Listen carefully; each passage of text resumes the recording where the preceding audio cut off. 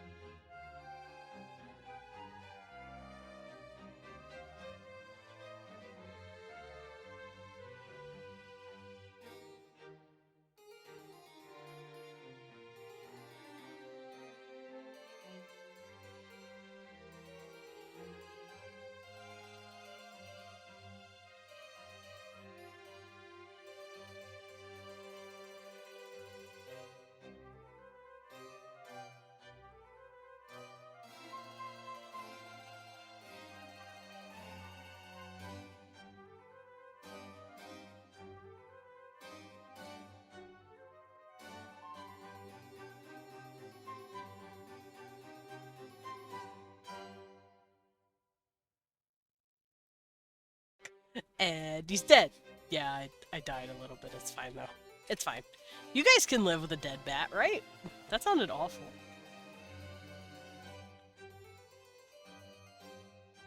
But what if I was a zombie bat? I'm gonna be a zombat. Y'all can also probably hear the nasal.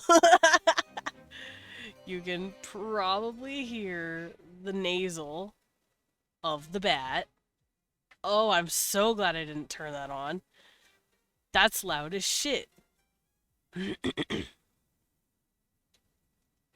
we go. You want to hear some music? Yeah, you do. Alright, let's turn this down. There we go. Hi, you guys. Man, I just got here and you're bullying me. And I'm not very nice. Yeah, it's me. I'm alive. Yeah, I caught a cold. And I'm pretty sure this bitch brought it home from card night. So Leon showed up like a week ago from cards, maybe a little longer. I'll play Wii U onto your nose. Okay. Another fucking cold. No, no, no, no, no, no, no.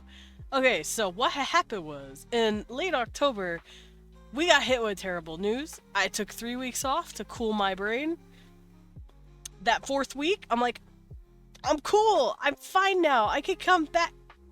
And then I got the fucking flu from his aunt because we went to the Solgard estate to help with Christmas.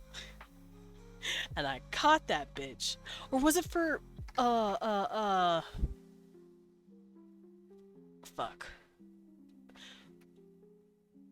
I'm trying to remember if it was because we went to help with Christmas stuff or if it was for Thanksgiving.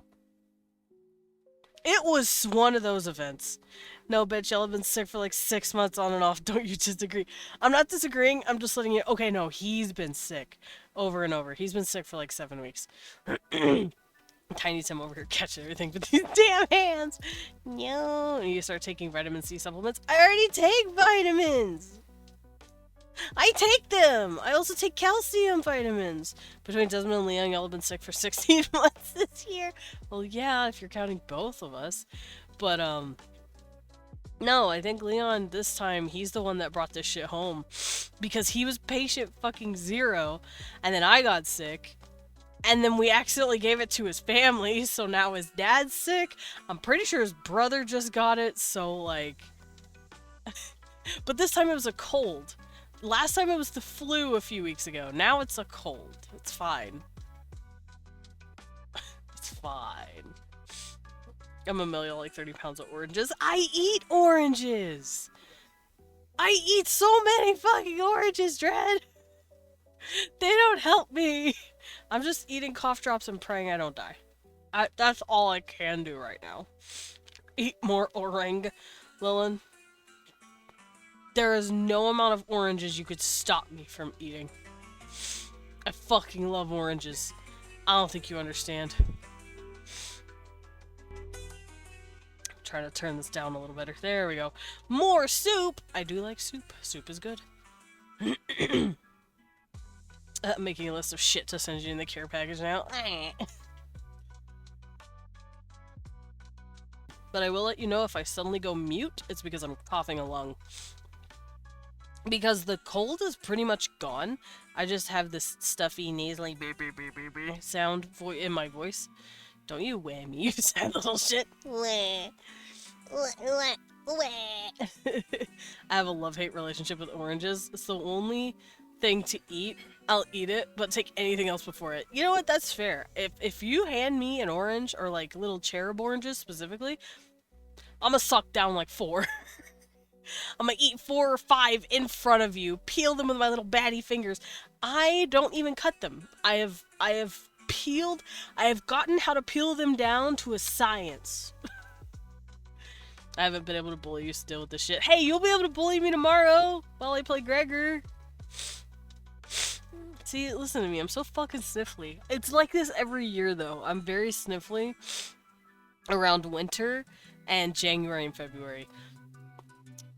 Every year, without fail. In fact, the first year I even streamed, you could hear I was slightly nasally because I was congested from a sickness. Because tis the season. Hi, Light! Welcome in. Talking about me being stupid and sick. And also being 5 minutes late to my own stream. Because I was writing stuff down, and Leon just looked over at me and went, "You're streaming today, right?" And I'm like, I gotta go. I'm stupid. I'll bully the pants off that weenie. Good, he deserves it. Also, apparently Leon is writing a script for The Knight and the Squire, and I want to do it. It's gonna be the PG version, obviously, but I want us to do it. It'd be so fucking fun. He even suggested maybe live streaming it, but I don't know. He'll at least record it, he said. Leon's cooking? Oh boy. Leon, when he cooks, he makes delicious food, especially with TTRPGs. Let that man cook. He made a whole ass giant puzzle RPG maker-ass horror game kind of puzzle for one of the dungeons, and we're still trying to beat that bitch. I was gonna say it took us all session, but like, realistically half the session we were gearing up.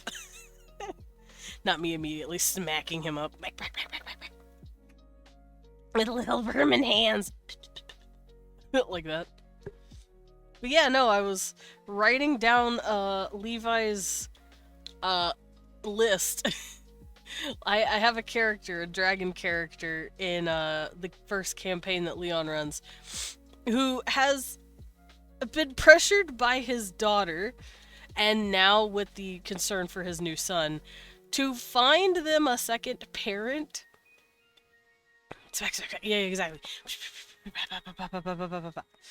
Just little Tanuki. You know that gif of the raccoon jumping at like the window or the door or something? That's you. That's you at him. But yes, that's you.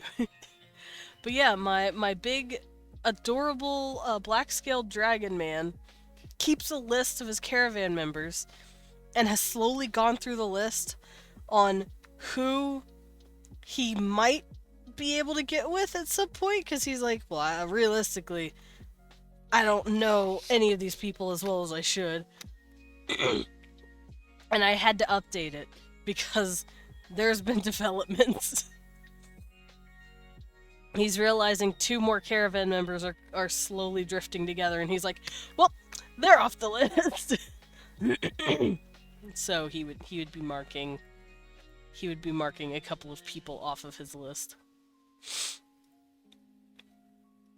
I was also just rewriting it to begin with.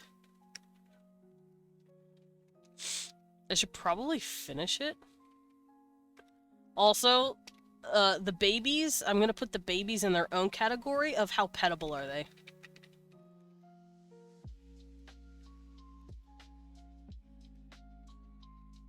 There we go.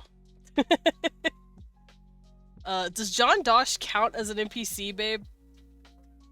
Because War and Peace are there, but John Dosh isn't. Yeah, peace and war are both in the list of NPCs. Yeah, don't call him Johnny D! I forgot how to spell John Dosh.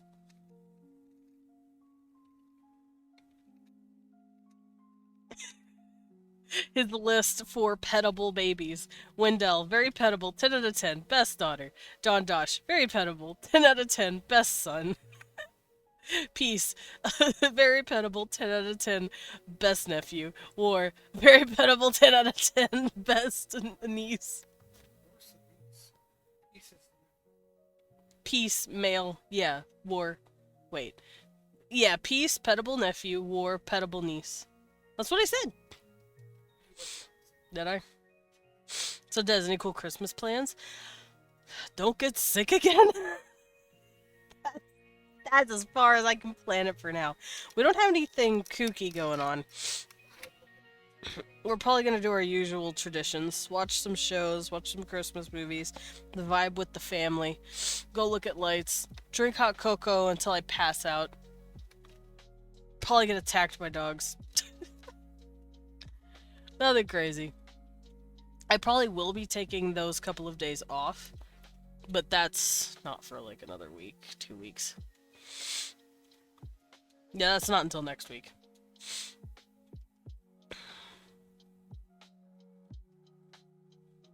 Bubble wrap will not stop germs. That's y'all need to mask up, bubble wrap, whatever's necessary to not get sick. Drown myself in what's it called? Hand sanitizer. Drown myself in alcohol. Make sure I don't get sick. Hell yeah, hot cocoa and cookies. Yeah, Leon's actually gonna be baking cookies here soon. We got the ingredients last night. I'm gonna put you both in hazmat suits. I fucking need it, I think. See, what happens is a lot of his family, and by a lot, I guess, I mean 4, 5? 6 people. There's a lot of teachers in this household. And when I say household, I guess I mean, like, when I say that, I mean, like, the whole family. I'm including cousins and shit.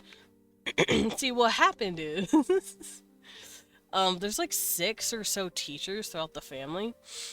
And when we visit one, sometimes they're carrying a sickness or they're sick from someone's kid that got sick and was still sent to school.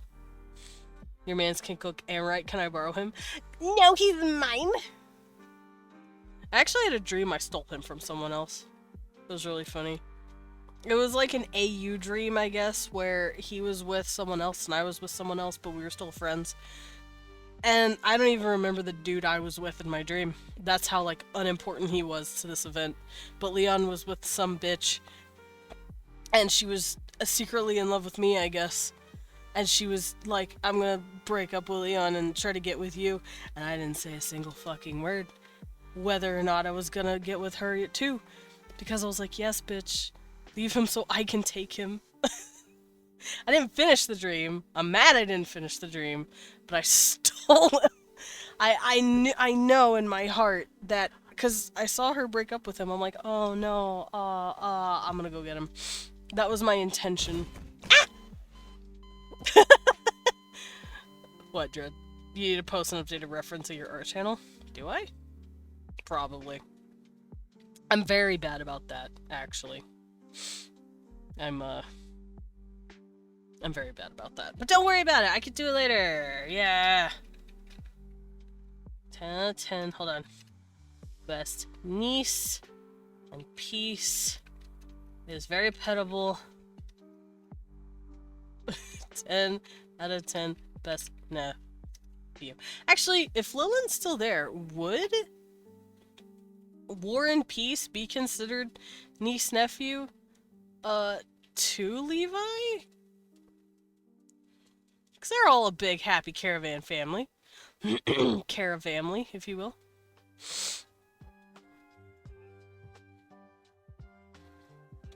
Also, let me pull up my stuff.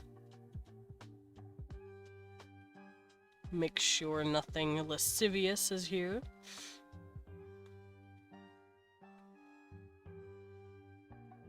He says, and we'll never remember to do so.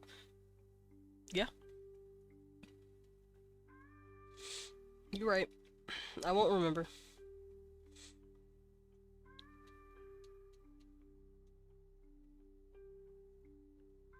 Ah, I see. Yes. Okay. I do. I have a sketch for something that I will be doing not on Twitch later.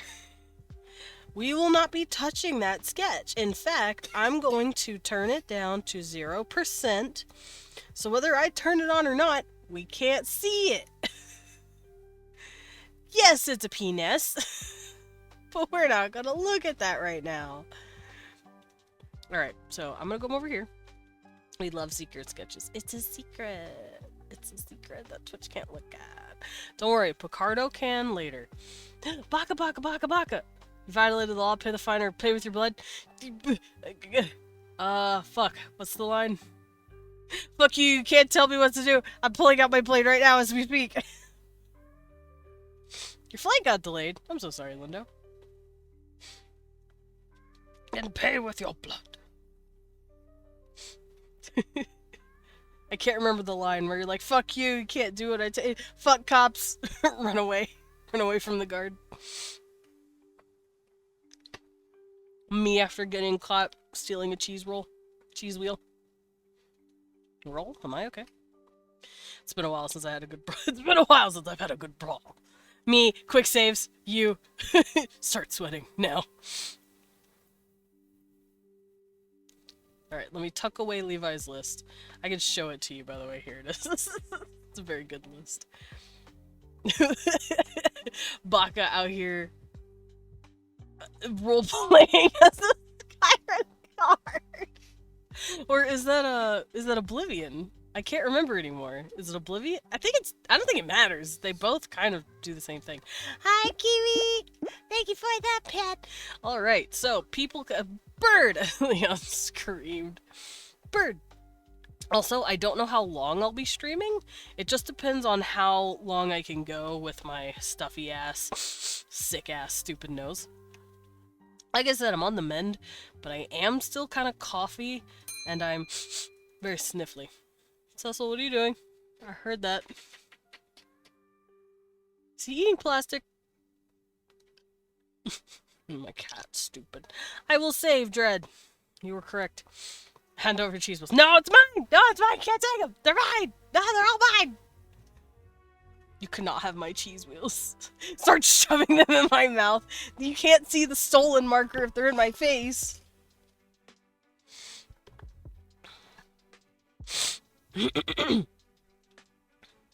Ow, ow, ow, ow, ow, ow. Okay, I'm fine. Alrighty, so, just to cover real quick what we were doing the other day. By the other day, I mean last week, last Wednesday specifically. I do these on Wednesdays, but I didn't stream yesterday, so I'm doing it today. Because I wanted to save my energy for Vandal. And I'm glad I did, because I was very coughy and very sniffly. Skyrim guards are more like, what's the matter? Somebody steal your sweet roll. My Skyrim guards half the time would always look at me and go, I know who you are. Hail Sithis. I'm like, yes, excellent. I'm glad that you can establish that I'm part of the Dark Brotherhood. Shut your fucking mouth! You'll be next. Dark Brotherhood quest was really good. Dark Brotherhood quest in Oblivion makes me fucking sad. Dark Brotherhood quest in Skyrim makes me feel vindictive. Alrighty. So let us cover what I was doing the other day with this.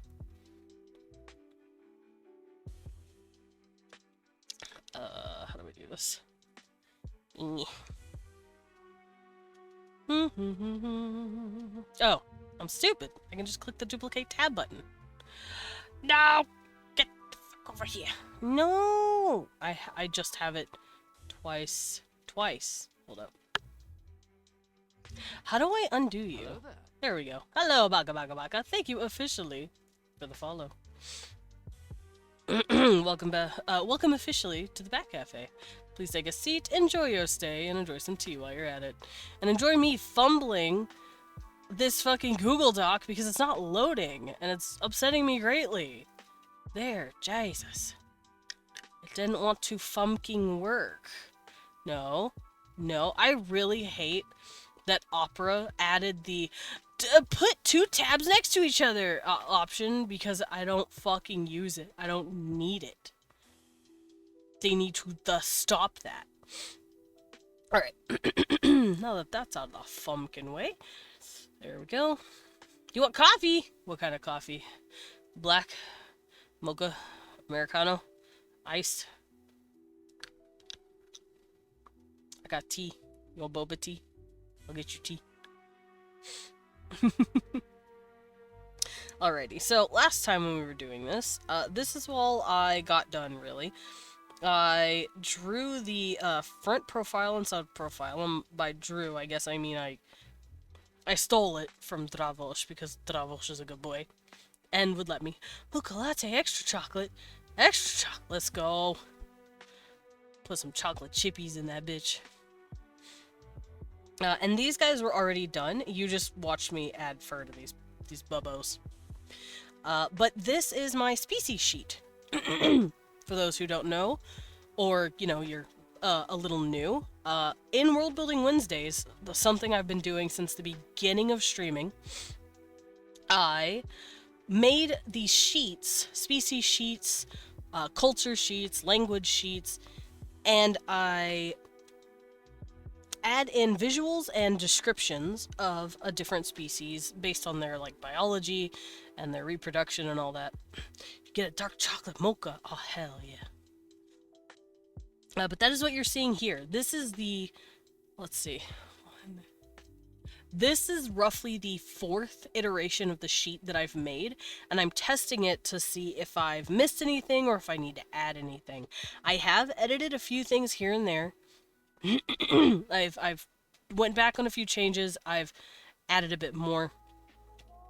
But me plugging in a race like this is helping me stress test the sheet and see how it works. And the Orkran are a race that I made on a fucking whim because I had a dream about playing an MMO, I think, and fighting a Yeti boss. And I was like, the Yeti boss is really cool. And then I went, but what if the Yeti boss was huggable and also a creature you could kiss? And so the Orkran were born. They were originally more Yeti-like, but then I made like a desert version of them. Hi, Loros. If you jump on me, you're gonna squish me, dude. You're like, how tall? Leon would be able to handle you. I cannot. I would be dead. But what I did last week was work on this. Throughout the week, before I got hella sick, I worked on physical appearance. Specifically, I worked on the face and horns.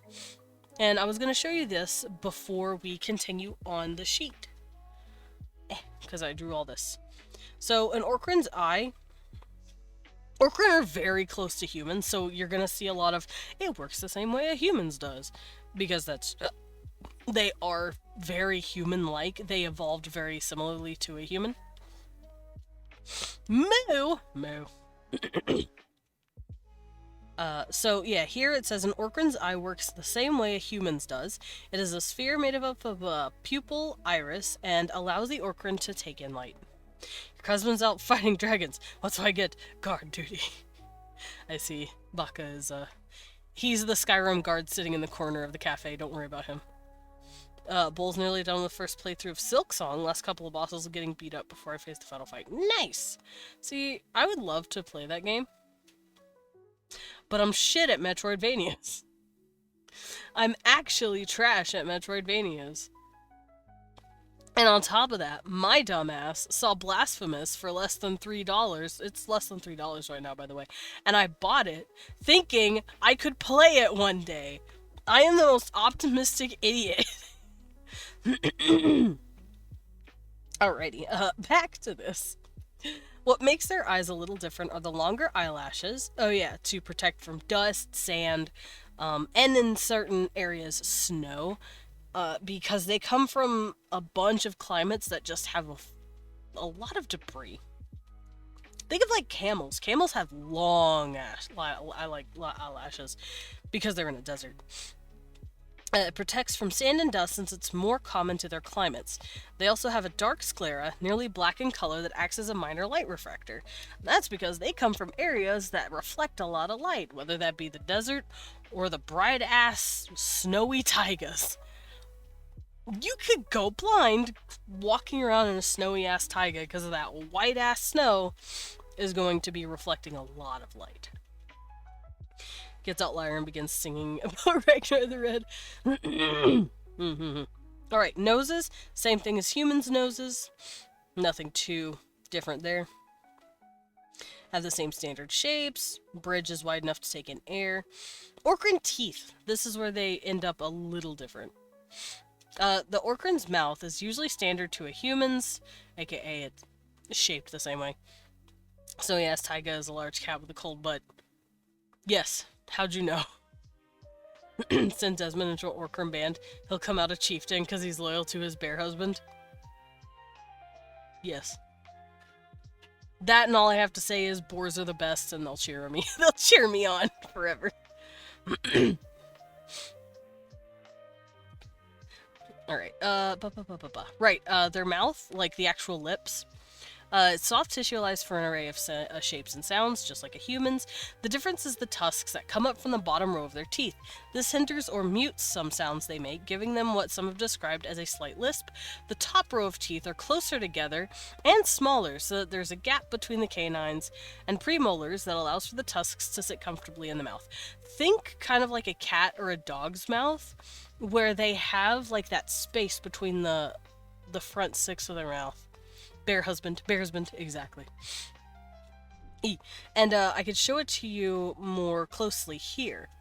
Because see, you can see the eyes, the nose, and then you can see how their toothies works. They just have these little gaps. It's not that they've lost those teeth, it's just how their mouth works. And it allows for the tusks to settle in the mouth a lot more naturally.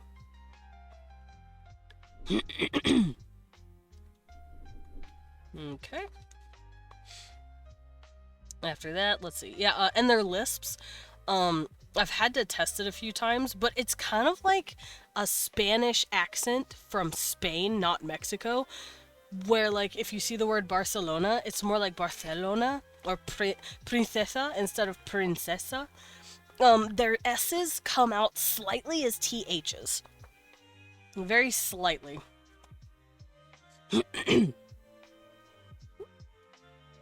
I'm trying to think of a way to pronounce stuff.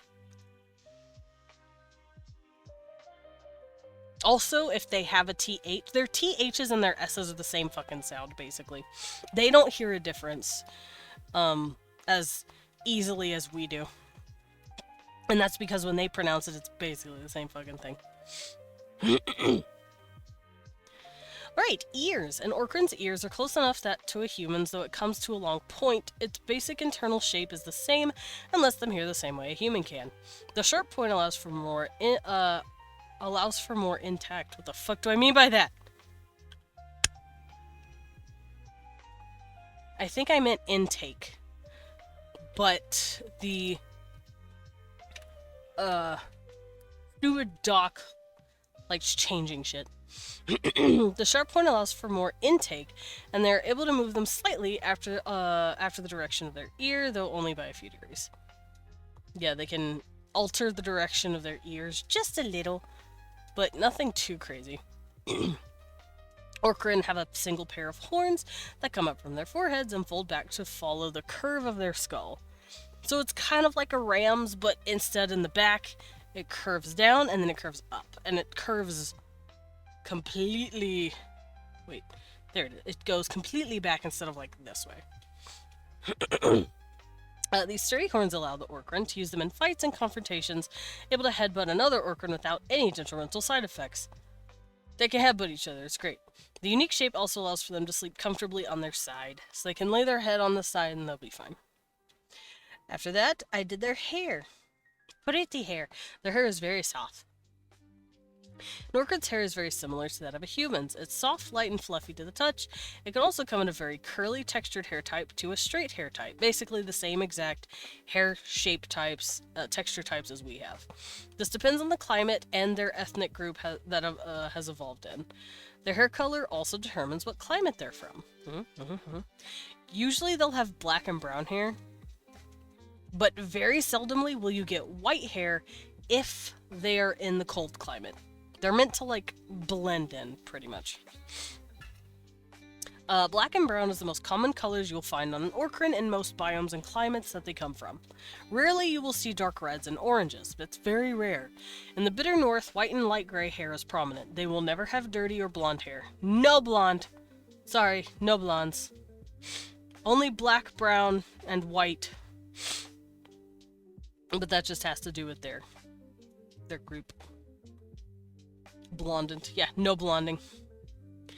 Their body frame, endoskeleton, just like us. They got bones inside. They ain't boneless. And they're not chitinous. Chitinous? They're not insectoids, so the bones are not on the outside, so it's an endo. Average height, they're huge. Females are 6'9" on average, males are about 7 feet on average. Average weight, 230 to 250 pounds. They are big boys and girls. They're big. Big babies.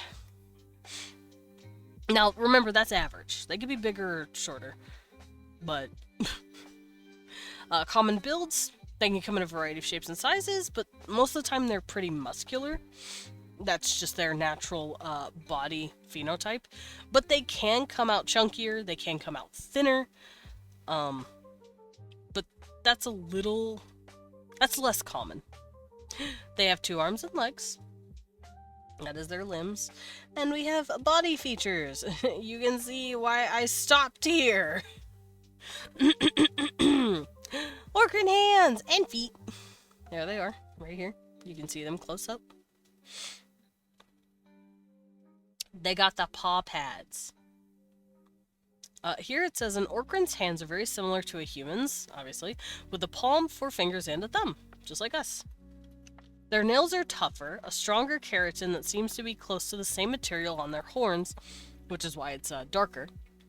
Squishy beans. Yeah, they got these squishy beans! And always grows out to a point because of its unique shape.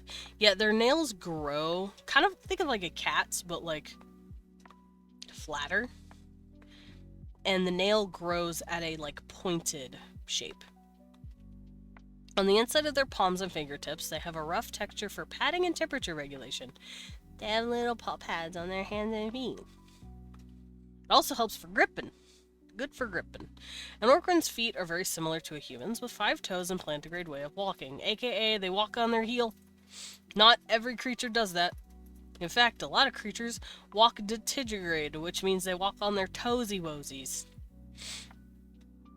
Their nails are tougher here as well, grown in that same keratin as their horns and fingernails. They also come to a point. The pads of their toes and balls of their feet are also textured with thicker, leathery textured skin. So as you can see, I drew that there. And you can see they've got the little patties. And like I said, that's for temperature regulation and grippies. Need something? No. Don't look at me. After that, there's a category that we will not be drawing today. For obvious reasons. Is the It's the pingus. It's the peepees. We're not drawing the peepees. I'm sorry. Stairs. Don't stare at me. Don't look. Don't look. Stop looking. You know what? I'm gonna put a basket on your head. No peepees. Not a single peepee was had, Lillian. Can't draw the penis on Twitch, Lillian. Come on, man. Can't do it. But I am gonna draw the others. I put a basket on your head. You can't see me. Alright, so what I'm going to be drawing next, though, is other parts of their body.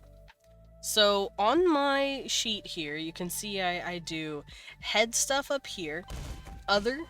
I'm on the floor. Otome, please! Please! Otome, why? They threw me. They had no This is out to collision. Whoopsies! That wasn't me. But yeah, we'll draw the others part of their body, which the only body difference they have from us is the fact that they're, I don't know, covered in hair from head to toe. These guys look like someone literally took a throw rug, wrapped them in it, and then walked away.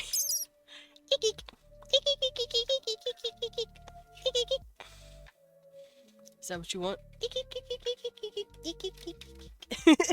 Leon's also eeking.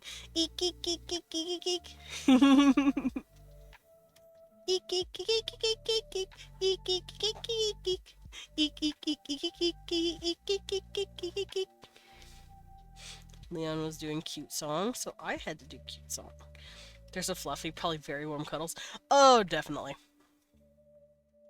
Listen, can you tell I like my men furry? Looks at Leon, looks at his chest hair. I thought a hand was gonna come out and squeeze you like a squeaky toy. No, I just squeak a lot. You've commanded me to go squeak bat mode.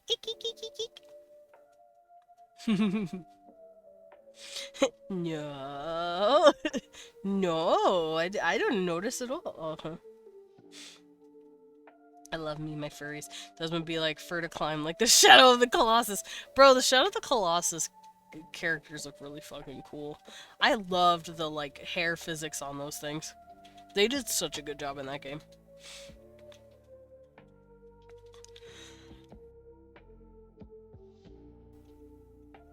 Alrighty. Next on the list, though, we're gonna be drawing what their hair looks like on them.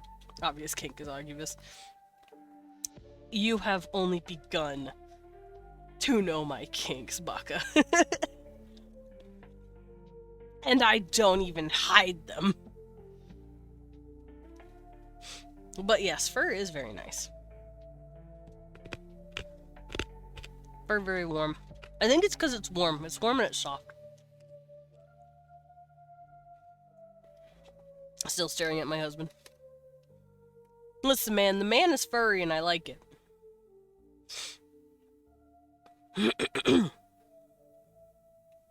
Okay, so let's draw... I'm gonna draw their backs. Like, one of them has their back turned like this. And I'll have their hair tucked like so. That way we can see the backs of their bodies to show off the fur.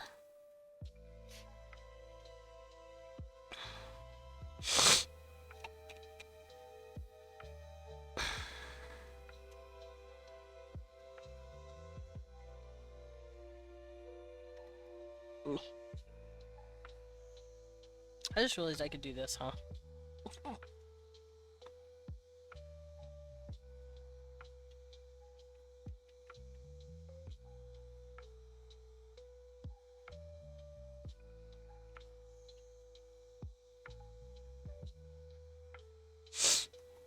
Okay, so this would be the back.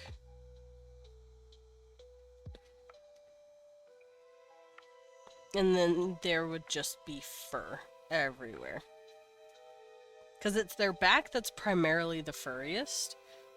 Like, because under their arms it's completely hairless, just like their palms and their feet. But, like, the rest of them is just pure fur.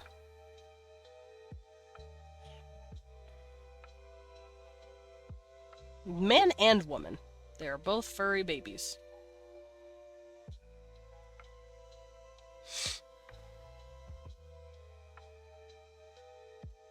There we go. Should I make this a little bigger? No. No, it's fine. It's fine. Instead of pulling my hair, it's pulling my back fur. Ow! Ow!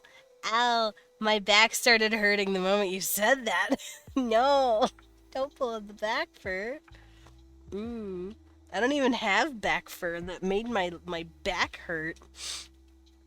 Bite shoulder blade affectionately. Cute! Just bite the creatures. No. My Orkran deserve bites. They deserve love bites. They're very cute. And I know I did base them slightly off of orcs, but mostly I based them off of Oni from Japanese folklore. And Yetis, and like, you know, skunk apes and all that. Shampoo prices are ridiculous. Definitely. I feel like they have some sort of technique with some sort of cleaning product where they just comb through their hair.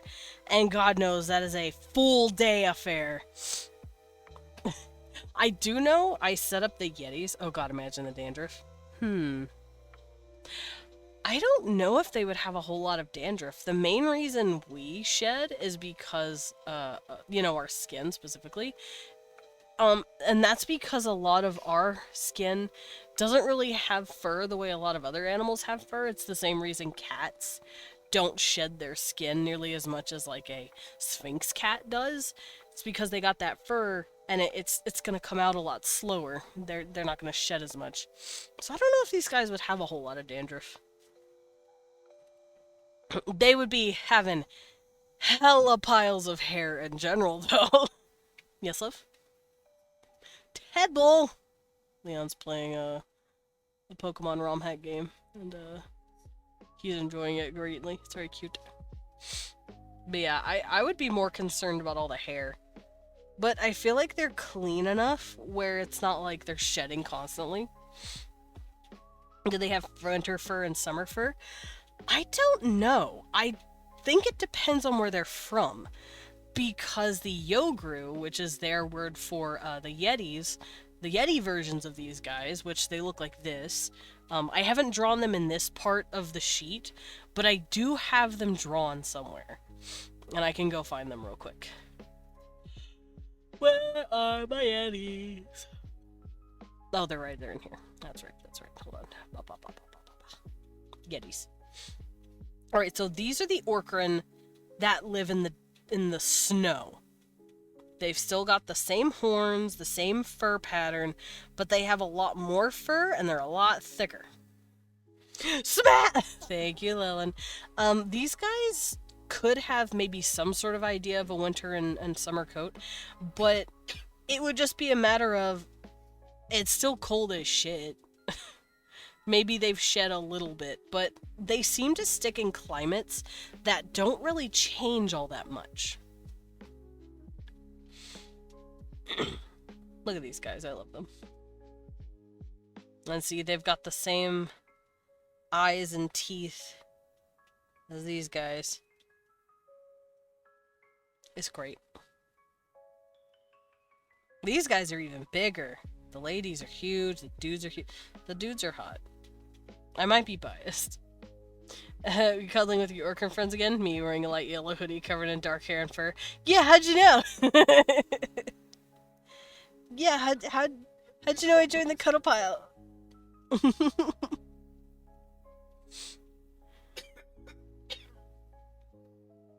Don't die.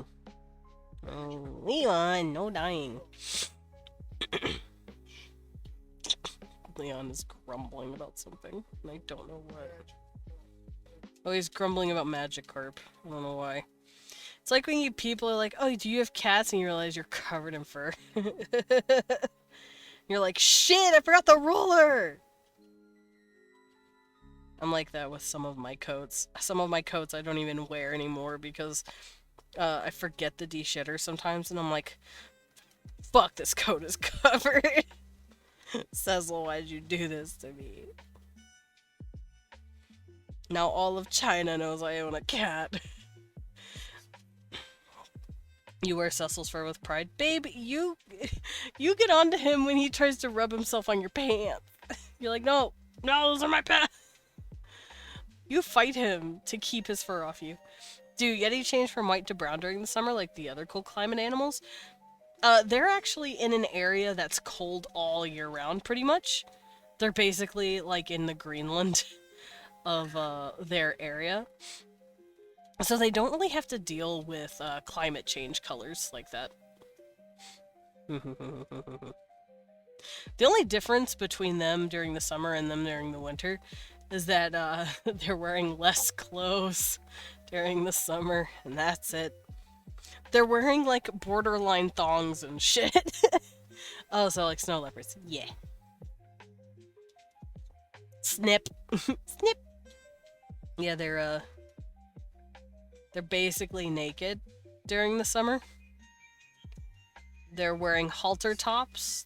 Not just the women, the men too. They're wearing cute little halter tops and little loincloths. Did you say same? During summer. Oh, during summer. Yeah, that's true. During the summer, you do it, you get it. You do what you gotta. Because that shit dangerous.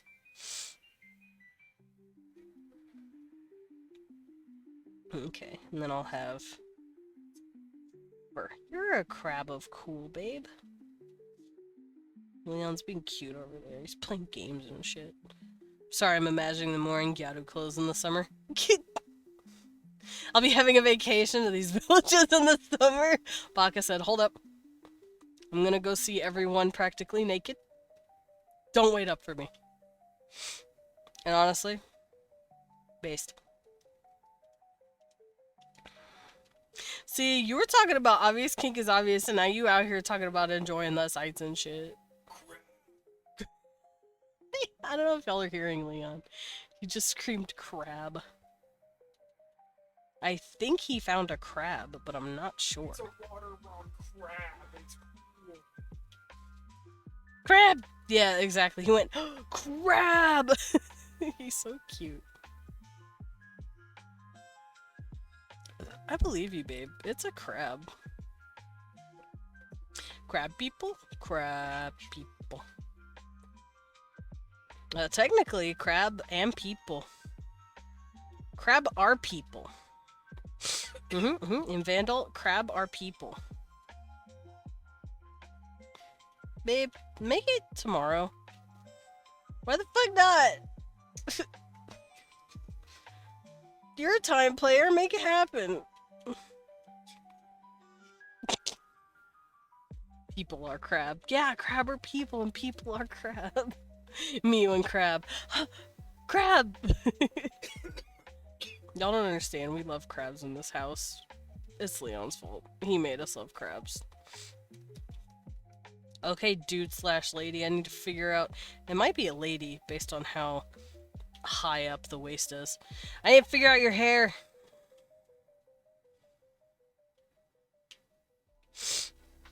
Fucking crabs. Babe. Crab. Leon has crab. I have an idea. Because our hair seems to be combed back for the most part.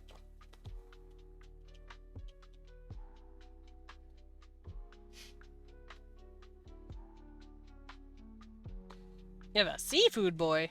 Oh, crab people. Creeple. I love how associated crabs with myself so hard. On accident, my best friend can't see a crab without going, Choice! Looks at you. Looks at crab. It's the same picture. Ah, that's true. Leon's associated with horses now. Even though he's a bear. You have a seafood boil. I was like, a seafood boy? Who's that? Who's the seafood boy?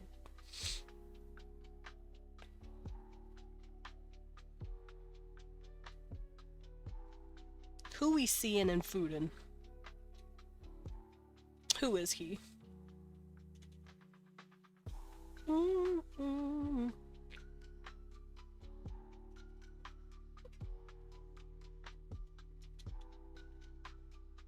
Babe, do you like my Orkran? They are cool. Thank you for noticing. Because I like them a lot. Thanks, babe.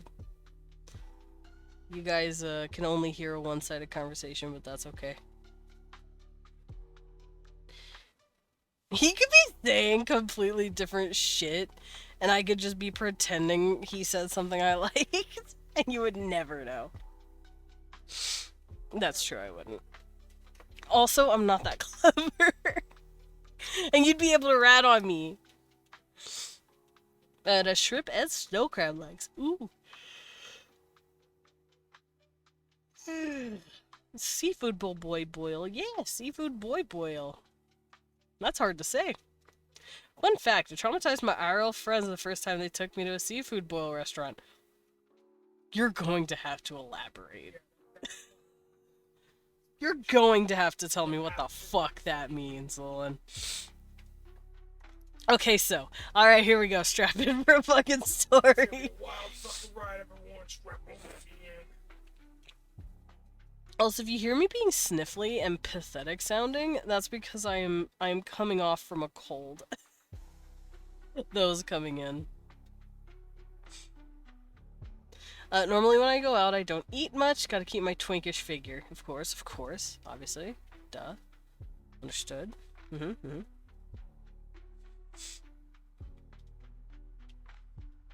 But I fucking love seafood boils. My friends were not aware of this. Oh, so you scared them by eating like a maniac. Because they're used to seeing you eat like a calm person. So we go, and I want a bowl for 2. Oh, hell yeah. And absolutely house the entire thing. Well, it's a vacuum, like non-stop. That man hoovered a meal for 2 people. Hell yeah. And they're just staring.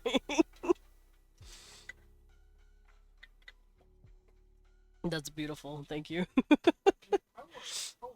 Dude, Leon would do that with you. Leon loves seafood too. Yeah, I'm not a seafood boy. But I'll eat my weight in gyoza. Take me to Korean bar, and I am a fat little bat. Lilin horking down half the restaurant. His friends, oh my god. Like, bro, have you never eaten a single time?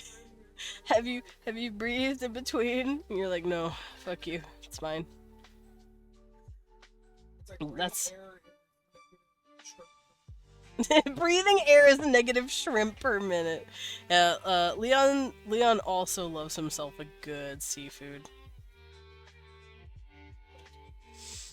He will be right there with you in the thick of it, in the trenches, eating the seafood with you, buddy. Both be halfway to death, falling off, and I'll still be fucking with you. Yeah, he'll help eat the seafood boil. What, Cecil?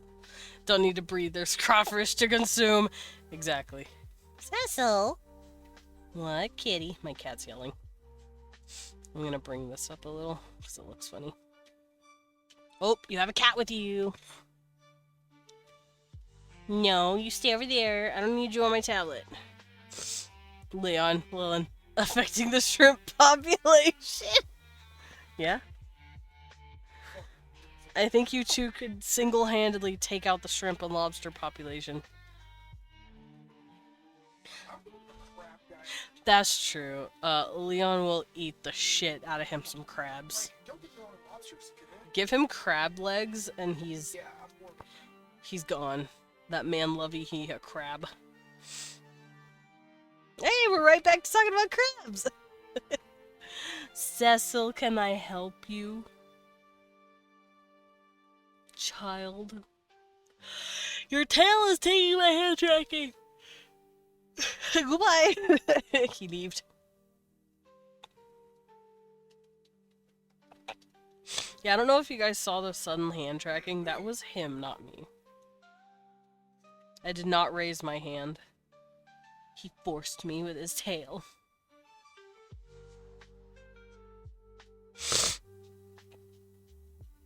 I'm so sniffly. Don't get sick, y'all. It's not fun.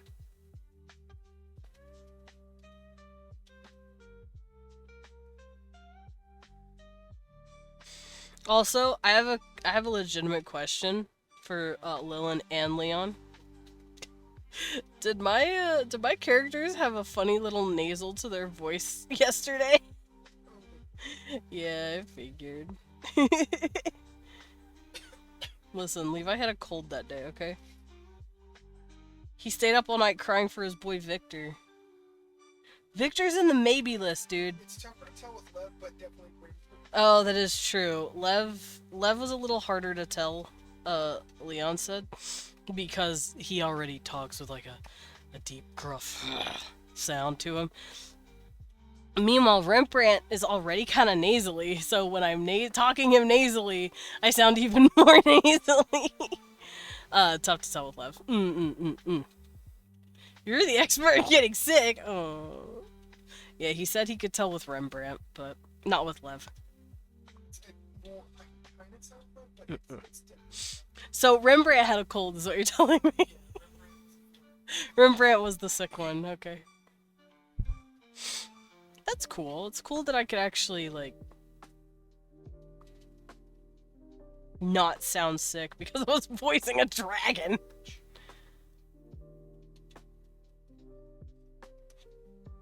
Also, I have been agonizing over who Levi's endgame could be because he has like 3 fucking prospects that he could end up with. Not counting the people that actually like him back, you know, like... Just depends. Rembrandt had the extra wet nose. Yeah, my poor puppy boy, he's sickers. He had the sick nose. Lev has to have game first. Oh. The thing is, he's got like 6 people interested in him, and he doesn't even have game. How many motherfuckers would he be pulling if he was actually like a little charming and aware?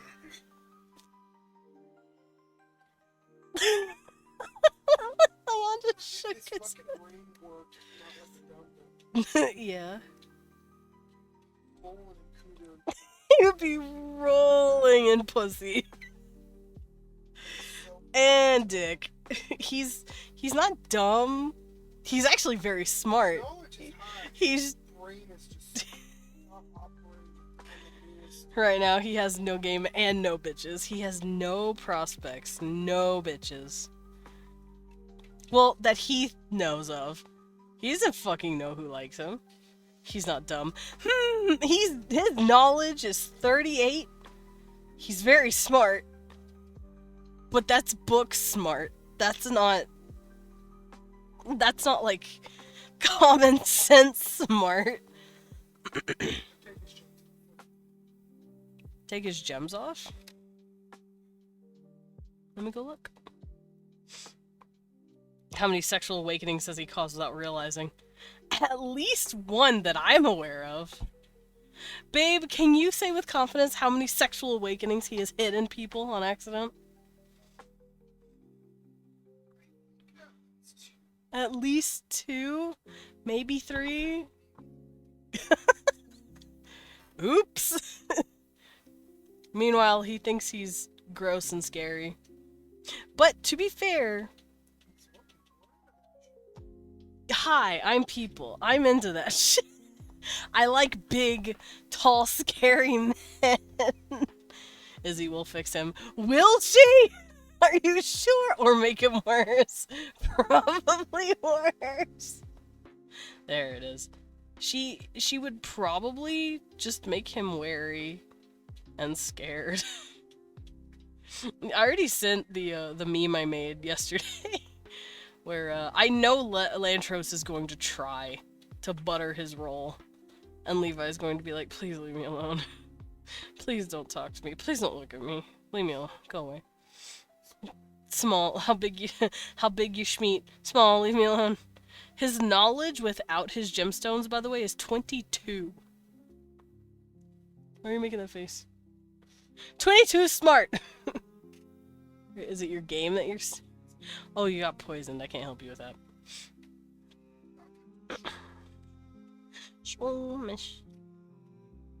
Yeah, I don't know what Izzy's gonna do, but it's definitely not gonna fix him. Also, I've realized his priorities for finding a second parent for his kids, has taken a back seat to, I don't know, the fucking moon hatching. You kind of can't think properly about finding love when you're worried about the end of the goddamn world. Lantros, hey, big boy, you wanna... Maestro, parry it! Yeah. Levi hiding behind mom. Looking like a sad kitten. Please don't let him touch me.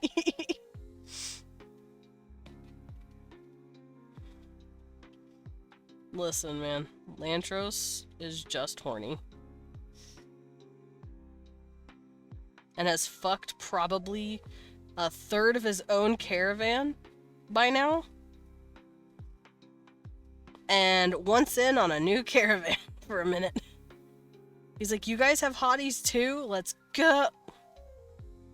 And Levi is going to be hiding and scared. Because he's a baby virgin and doesn't know what to do. And also, he doesn't flow like that.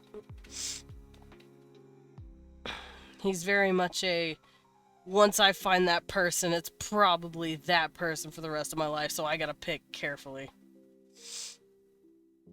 Because that Inferian DNA runs strong. Because they're not a necessarily mates for life sort of species. But they do have a proclivity to go, this person's great. Okay, we're stuck. You're stuck with me now for the rest of your life, thanks.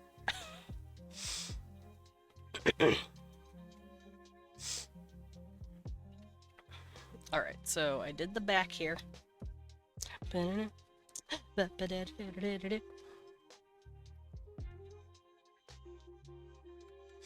Welcome back, everybody, from the ad break. All I did was gush about my Vandal characters.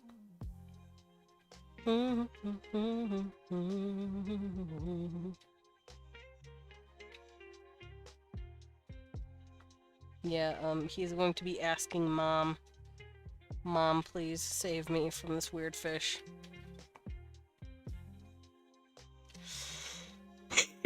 Has Campaign 1 actually seen any Swaggin? We have not. So you're gonna be confused as to what the fuck Lantros... Well, he'll know what Lantros is, but he'll be goddamn confused about it. Like, what do you want from me?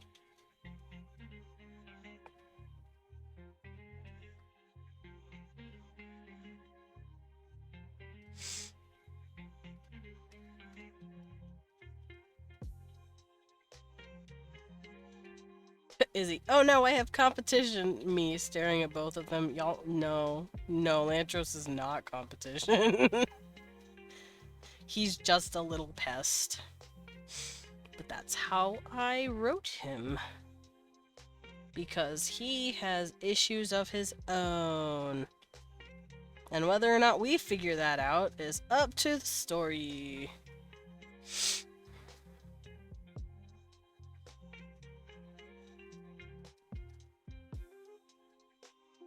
Okay.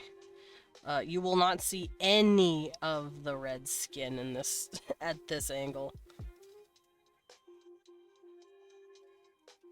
You will see nothing but... Oh wait, no, you will see a little bit.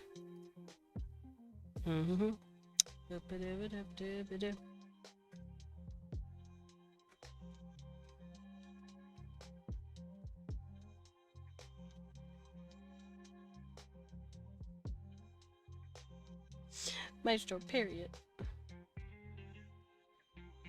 By it, I mean the creature.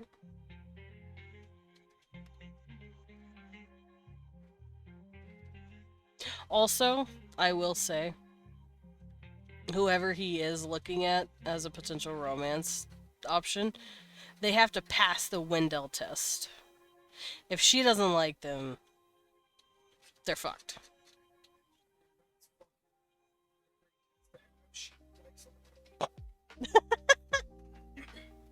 Well, if they don't treat her correctly, and also she doesn't like them.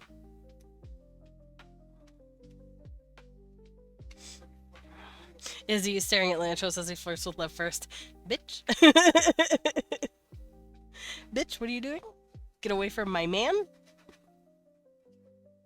And Levi's just sitting there going, I just want to read my book in peace. Why is everyone fucking with me?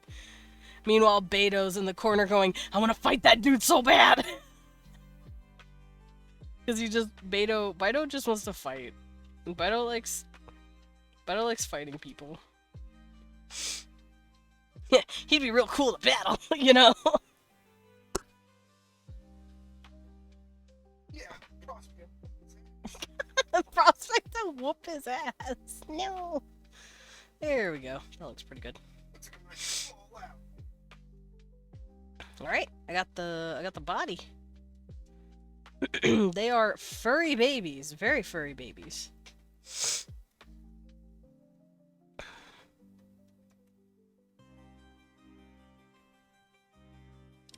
Is Baido aware of what fighting another Empyrean entails? Would he have to say, I want to fight you platonically? Are you sure? Oh. Has he done that with other Empyreans in the past, and have they, like, assumed he was coming onto them? Get to know each other by fighting each other. It's just like, Yeah, y'all should know what fighting for an Empyrean means in Empyrean culture. It's essentially just I'm looking to fuck. I'm looking to mate, y'all. Let's start fighting. Let's start swinging in on each other. So with Beto being like, let's fight, a lot of other Empyreans were like, bro, stop flirting so hard.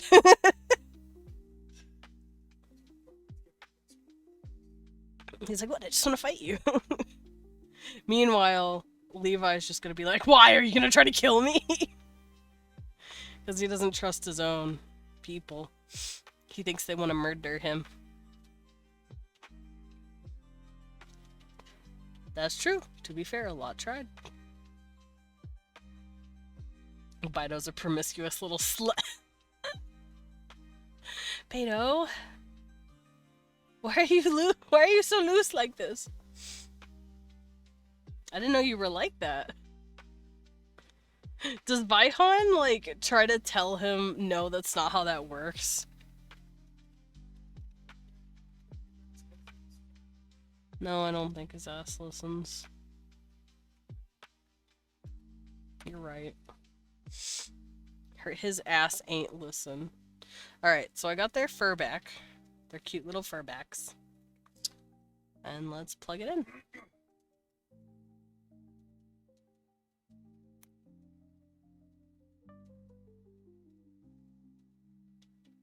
Where is it? Nope. Wrong one. Ugh.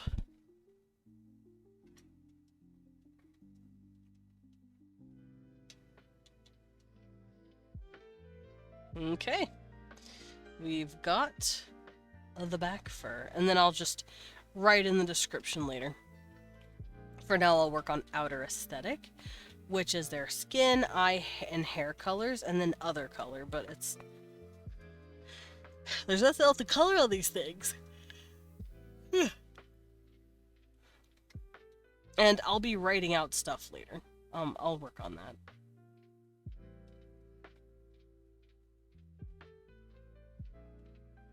Okay, so up here, I have the beginnings and the beginnings of a color palette. So what I have is mostly for the red Orkran, the flame Orkran as I've been calling them.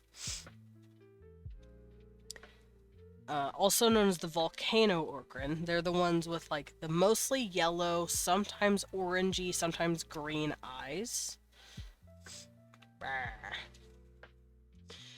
And then their skin is always a shade of red. But it can get darker. And the hair is always going to be either black or like a desaturated brown. So that's what this is. It's their colors. So what I'm gonna do now is grab colors for other ethnic groups and start lining them up because they have a lot of ethnic groups. So let me actually go to their Let me actually go to their character sheets, because these guys aren't just in this species sheet that I'm doing. They are a race that you can play in my TTRPG. And each skin color and fur texture and all that gives them something called a climate controlled ability. So like if you're a red Orkran like these guys, you can chill in hot, dry climates and you will not gain side effects from it. You will not take consequences for not wearing something to protect yourself. If you're in a cold, dry climate and you're from a cold, dry climate, you'll be fine. It'll be normal if you're in a hot, wet climate, and you will take double if you're not wearing protection if you're in the opposite. So if you're from a dry, hot, dry, if you're in a cold, wet, you're double fucked. But if you're in a hot, wet, you're normal. And that's how I've been doing this. Oops. There we go. Alright, so let me go look at the colors. We've got reds, we have oranges. We're scooted a bit more in here. They don't really have yellow skin. They have red, orange, but then it kind of bumps its way to green. Let me do this to make sure I've got it.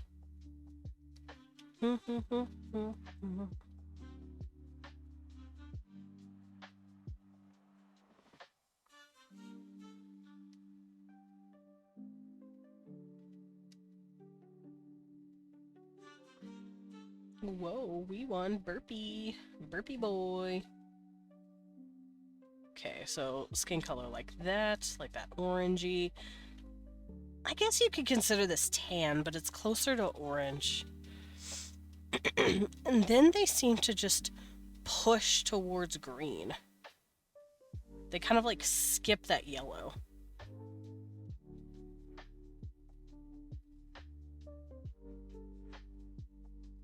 And they also start leaning towards blue a little.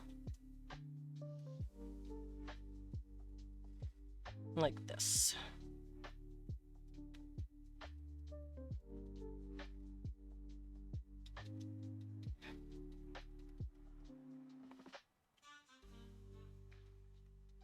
And then they go strictly like light blue, like a gray blue.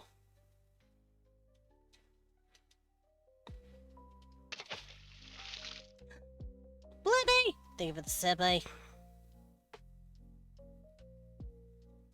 Let me get a little... Alright, so these are some common colors you'll find them having. Thirsty bitch! Yeah, and?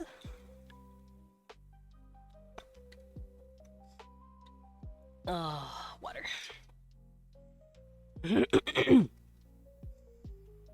Alright, I'm actually going to move these around a little bit. No, wrong way.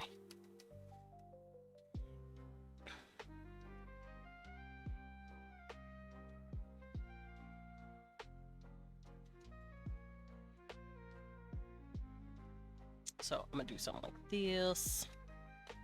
I'm actually gonna make this a little more orangey. Maybe slightly to yellow-ish. Like the beginnings of. There we go.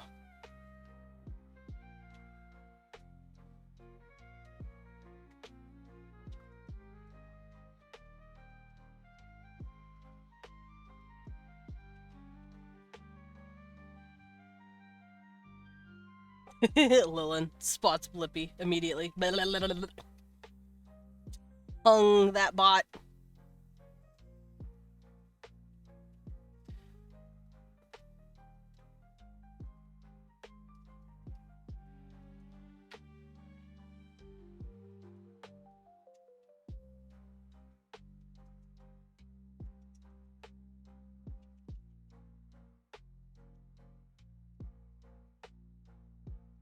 Okay, let's move this over here.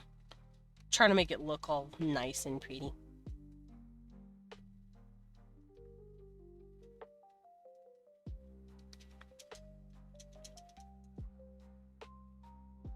Okay. That looks a lot better.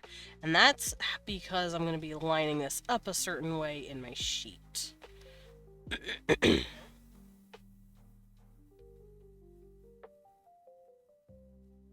That's smart. Here we go.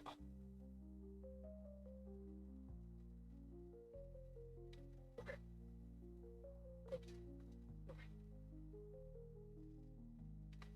Alright, so we got the eyes, common eye colors, got common skin colors, and then common hair colors. Pop my back. Felt great. I should probably do skin color first, because skin comes before eyes. It sounds weird, but some of my species don't have eyes. Oh, skin does come first in my list. Okay. I'm just a goober.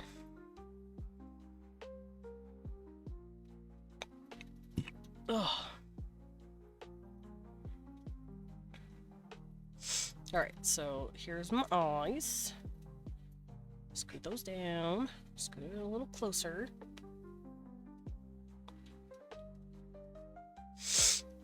Alright, so these are the eye colors you will find commonly with red. With orange, you will have commonly orangey eyes and more green.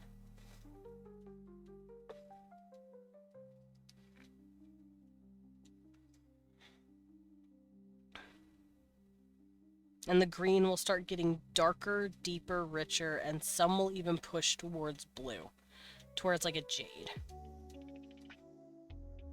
Like that. Green eyes, they will be the same way. You'll have... I think they'll also commonly have yellow and green.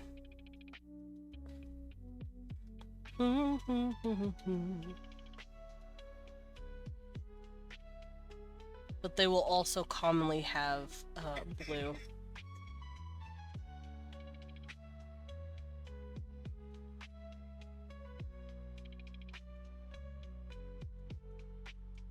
I have an idea. I'm gonna get rid of this, scoot this in.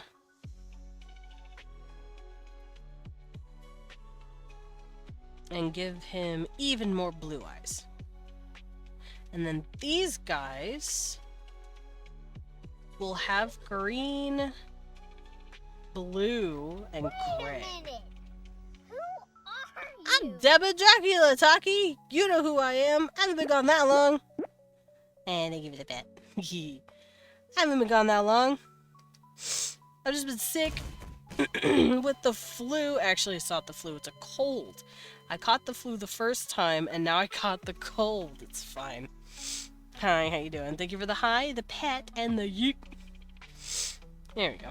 I'm coloring, I'm making color palettes for these guys. You got the cold too?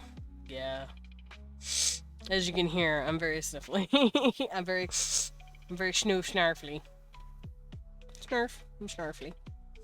Alright, so orange hair will be blacks and browns, but they will very uncommonly lean into reds, oranges, like this. Greens will also always usually have blacks and browns. They won't normally lean towards reds, though. They'll just be darker brown. Meanwhile, these guys are going to have soft blue-white fur.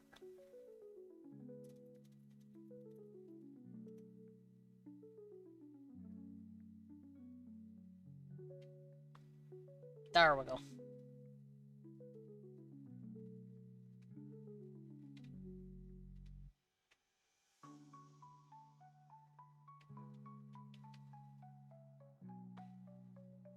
Alright, I got my colors done.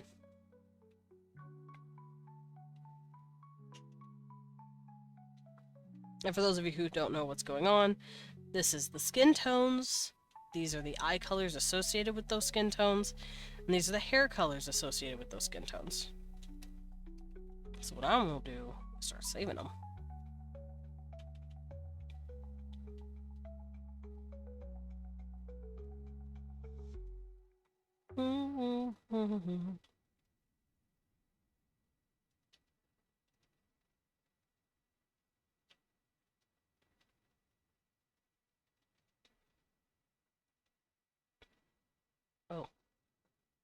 My video stopped. No. That's okay.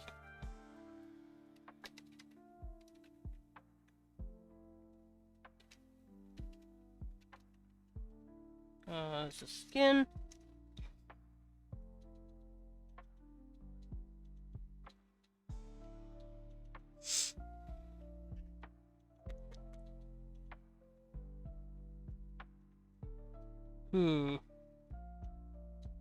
I could probably shrink these colors.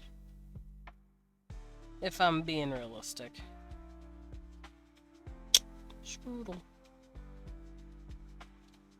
I think I might. I've selected the colors that, like, will be there for each ethnicity. Ethnic group, I guess is the term.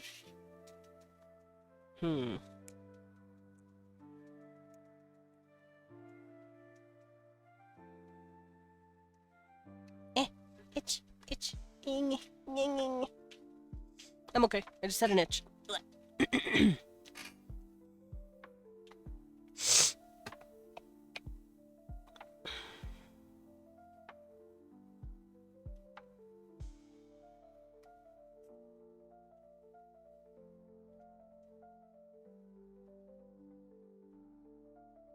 Okay. So I'm gonna scoot the green ones on each other. And do this. There we go. So we got our yellows. They don't really have brown eyes per se, but they do have like the bright yellow to orange eyes.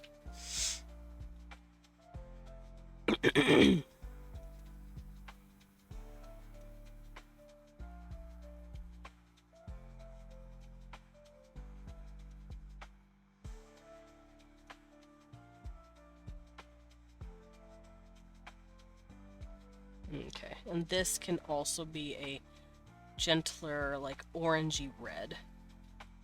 Because their hair does lean towards, like, the red colors, but it's a rare color.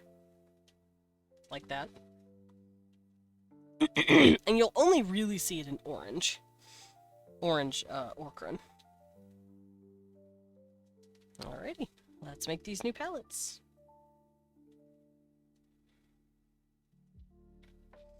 I would love one day to draw the ethnic differences of each of my races. Cause like, I only am sticking with one ethnicity example per race because I don't want to overwhelm myself and I don't want to overwhelm my players. But like with humans, for instance, I added I think I add 2 ethnicities per. Because one's a female, one's a male sample. The female on the human looks a little ambiguous, but she's clearly a Venusian because her skin is very yellow. Because their skin has started becoming a little more yellowy based on where they are, and darker because they are closer to the sun. Meanwhile, the guy next to her is black. So I have 2 ethnicities just chilling. And then I know humans have like fucking 15,000 other ethnic groups out there. Same thing with my Syrians. I have a darker blue skinned one and a lighter blue skinned one, but I haven't like gone over the ethnic differences. I don't think it should matter though. But with the Orkran, it's a little more important because it has to do with one of their traits. Because their body is meant to climate regulate wherever the fuck they're from. So I'm gonna have to stick to that. Species, P and G. Alright, this is their eyes. And hair.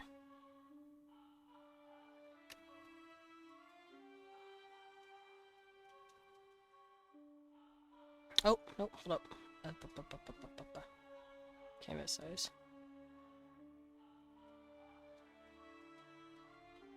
There we go. Alright, I've got their eyes, skin, and hair colors. My brain is breaking. There we go. Hair. So you can see here the one ethnic group I'm focused on are these guys, the flame ones. That being said, these guys are the only ones that are like as slender as these are. I want the other Orkran to just be bulky as shit. Red and oranges are probably a little more slender with longer legs and all that and less fat content that they can hold on to because they come from hotter climates. The green ones and the blue ones come from cold climates, so I like the idea of them being like hefty. So I might draw a hefty version of them because me likey thicky. Okay.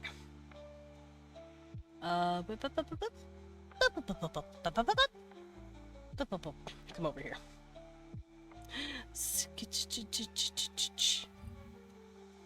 Okay. Sorry, I'm losing my mind. Let us put in the skin palette. There we go. It should load here. I'm doing this on another monitor to make it easier to see.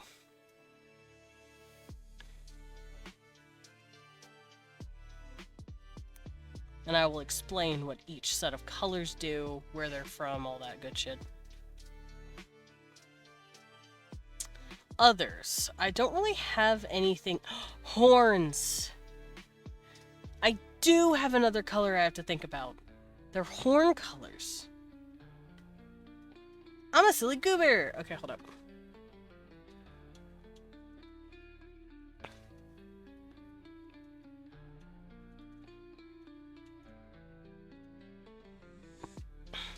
Okay. So the horn colors for reds and oranges are these nice brown colors. And remember, their nails, oh goodness, are the same color, roughly, as their horns. So the warmer climate ones get these kind of horn colors. Usually.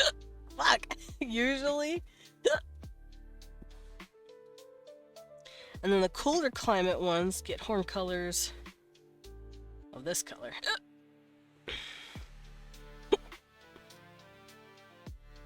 Can someone shoot me? I would like that a lot. Me no want he hiccups, thanks.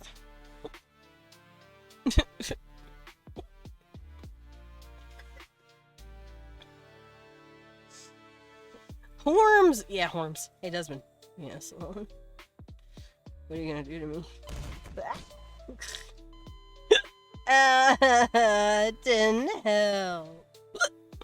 Owen, it was supposed to help and it didn't. Oh. Are you telling me to clean up my act?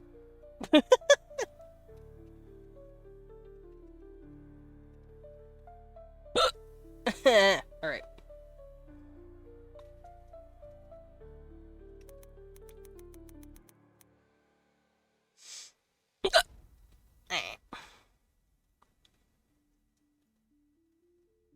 Yee. Yee. Yeah, I am. Clean up your act, idiot. Let me move this to the middle.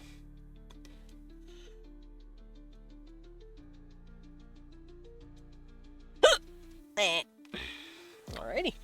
So we've got skin, eyes, hair, and now horns.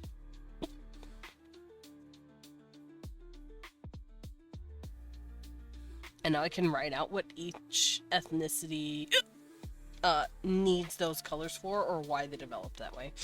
But first we're gonna go up here and write out about their back fur. I'll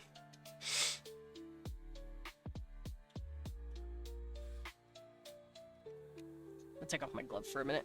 Ow, my fingy. Alright. Kill me.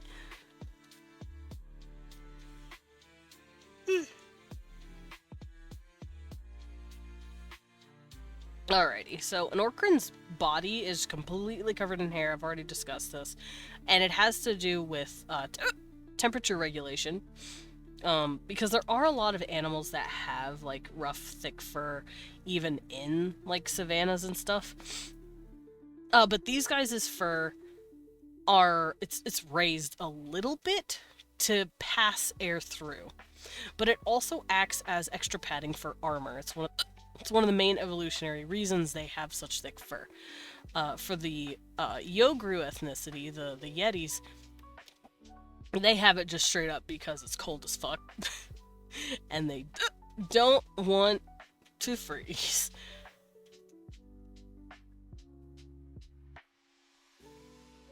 Also, if someone could, like, choke me out and tell me to stop hiccuping, that would be great. Thanks.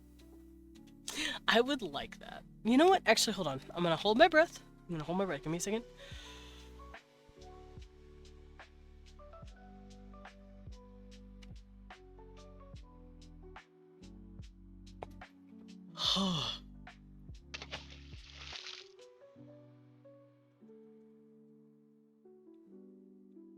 Ah, don't shake me. No, don't shake me. Okay, and now I'm gonna get a sip after I've held my breath for a bit.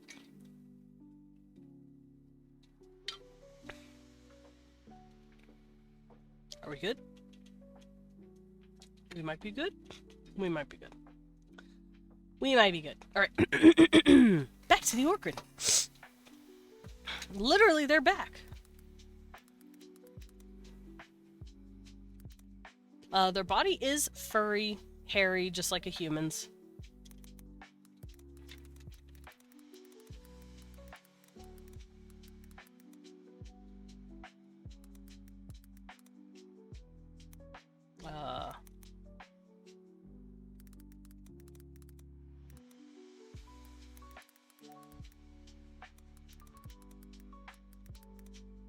So yeah, they have hair everywhere instead of just like focused areas. Like for us, chest, upper, lower arms, lower legs. Those seem to be like the hot zones for our hair, depending on who you are.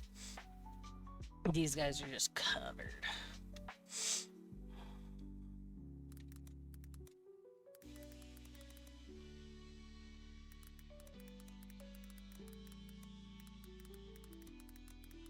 And it matches their hair color.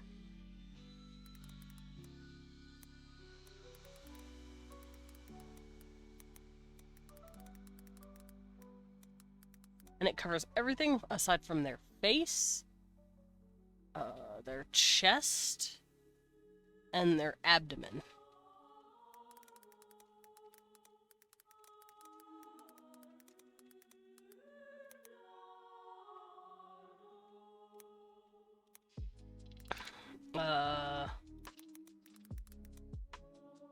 What would you call the underside of the arm? The underside, I guess? I just answered my own question.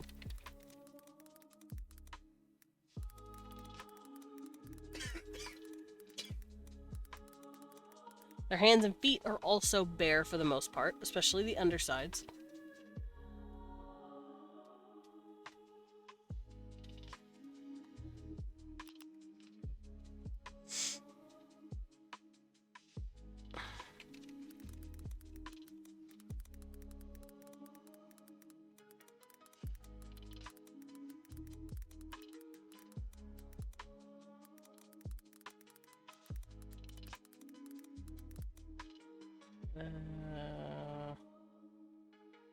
Let's see. The fur acts as a temperature regulator as well as extra padding for protection.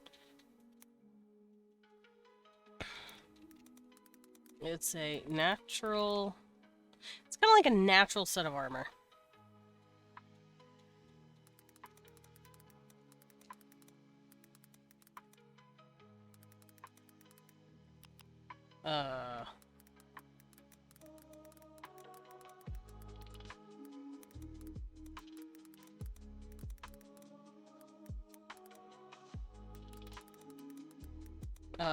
Okay, so depending on the climate, they evolved. Depending on the climate they evolved in, depends on how thick and long the fur is. So, you know, people in hotter temperatures, whether warm or cold, hotter temperatures, whether dry or wet, they will have shorter, coarser fur coarse meaning relative to the rest of them. I'm sure the fur is actually very soft because they do like taking baths. That was one of the main things I wanted to focus on when I first created these guys, back when, they were just Yetis. I based them off of the Japanese macaques that live in hot springs. And I was like, what if I just made a race that just bathes all day? And the Yoguru were born. The Yoguru, the Yeti ones, they just sit in hot springs all day. They just fucking chill. And they've learned how to, like, suppress the sulfuric smell of hot springs. They put all sorts of, like herbs and sweet smells in there, and they just lather in it. They just take a nice long sweet smelling soup day for them to just sit in, and I guarantee their hair probably feels like a fucking cloud because of how much they groom and take care of themselves. And these guys would be no different. I feel like a cultural and almost like behavioral consistency is bathing. These guys would probably also find some sort of spring or water source, and they just dunk themselves in it all day, and they just love it. I could see that these guys finding oases in the savanna areas that they live in, and just dunk themselves in it. They probably have, like, bathhouses and shit. Just dunk them. The ones in the swamp probably don't have an issue finding water. But I do like the idea of each one of these species, like, ethnic groups, just using their climate to just fucking have a spa day.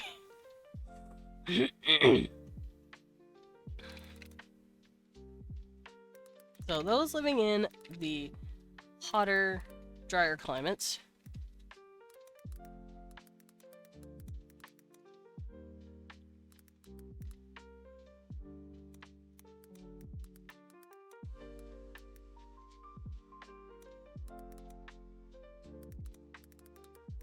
And then those living in the hotter, drier climates will have thinner, coarser fur that can breathe.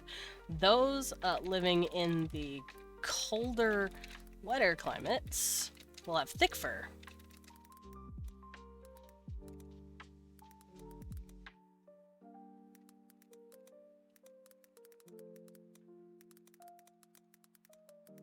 So it'll act as a natural coat for them to keep warm. It may also, depending on where they're from, like the cold, wet climate ones, their fur probably almost deflects water. Kind of like a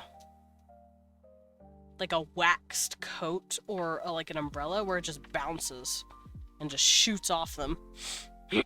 Maybe not too much if it's raining really hard or if they dunk themselves in the water, but I feel like it'll be kind of like a duck where it's like, yeah, no, you're not going to get them that wet. They have to do it themselves.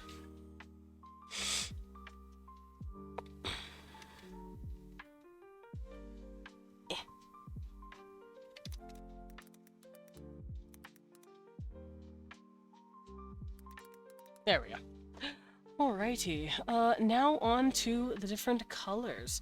I do want to describe each color and explain what each one does and why.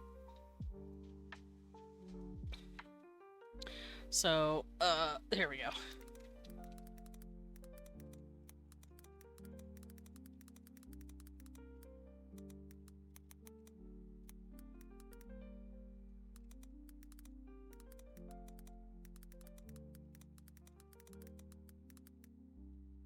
So, the Orkran have a lot more colors than humans. Humans only seem to really lean between more red skin and more yellowy skin.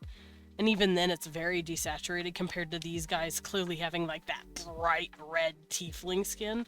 We are a lot more subdued. You can see, like, here, me, myself, and I, right here. I'm kind of pink, but I'm not, like, Lilin pink. I'm, like, an actual skin pink. Some people can have, like, this skin yellow color, and then it's just a matter of, are you lighter or are you darker? We don't really have greens and blues, And we're certainly not this saturated, so these guys have a lot more variety in their colors.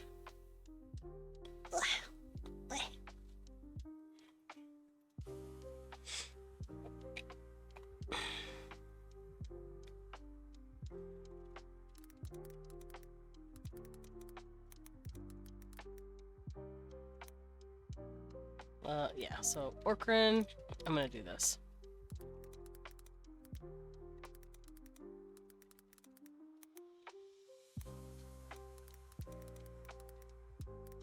So red skin tones are usually found in desertous areas or areas near volcanoes and mountains.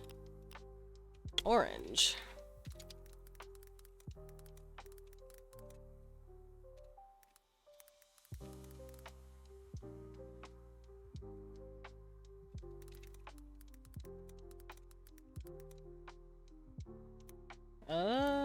Skin tones are typically evolved from warm plains, areas that have like orangey to yellowy colors. I'm trying to think of what is it called?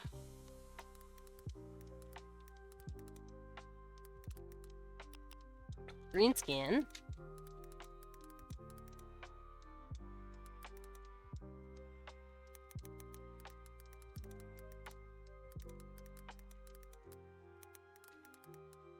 And then blue skin. So it says green skin tones are commonly seen in swamps and marshes, and blue skin tones are going to be found in frozen mountains and taigas.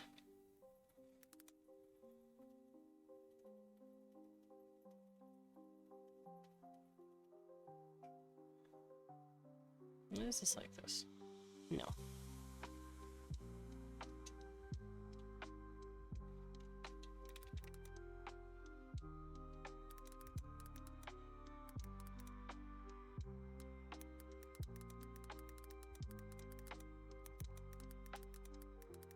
There we go.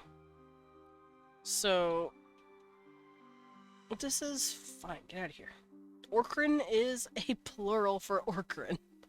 I don't do S's for the Orkran. It's either Orkran or two Orkran. Not to say you can't say Orkrans, but I don't.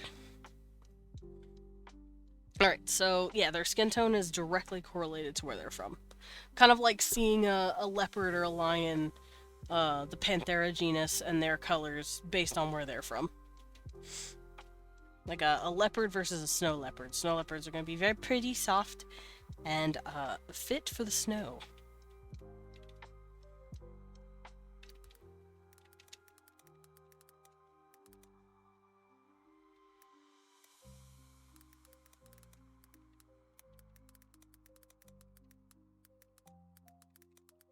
So Orkrans don't have as many eye colors as we do. We tend to lean towards black, brown, and then we go into like a honey brown to a hazel, and then green, and then blues and grays. They don't really seem to have as many color range as we do.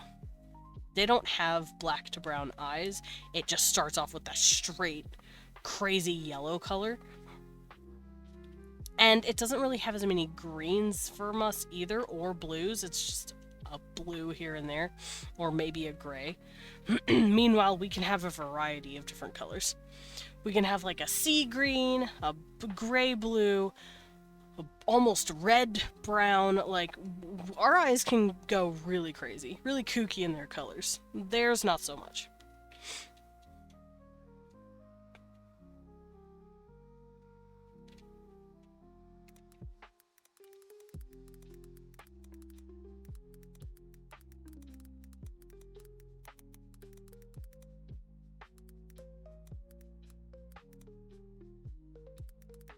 Okay, so warmer eye colors also match with warmer skin colors. That seems to be a sort of rule of thumb for us too. If we have darker skin, warmer colored skin, darker colored hair, we typically also have darker colored eyes because we have a lot more melanin. Those with lighter skin and lighter hair will also typically have lighter eyes because that ethnic group has less melanin. And that all has to do with just where we came from on the planet.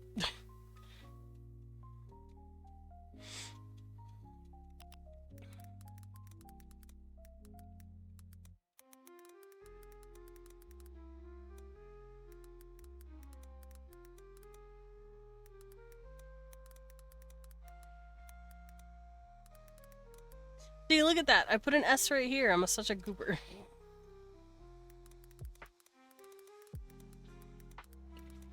Also, there are exceptions to that rule. You can have a red Orkran with blue eyes, but it's pretty uncommon to have that happen. Alrighty. Now hair. Once again, a lot more limiting than ours. They don't really lean into the bright red and the peachy red and then blondes and all that. They typically stick towards very dark hair and then completely white hair based on where they are.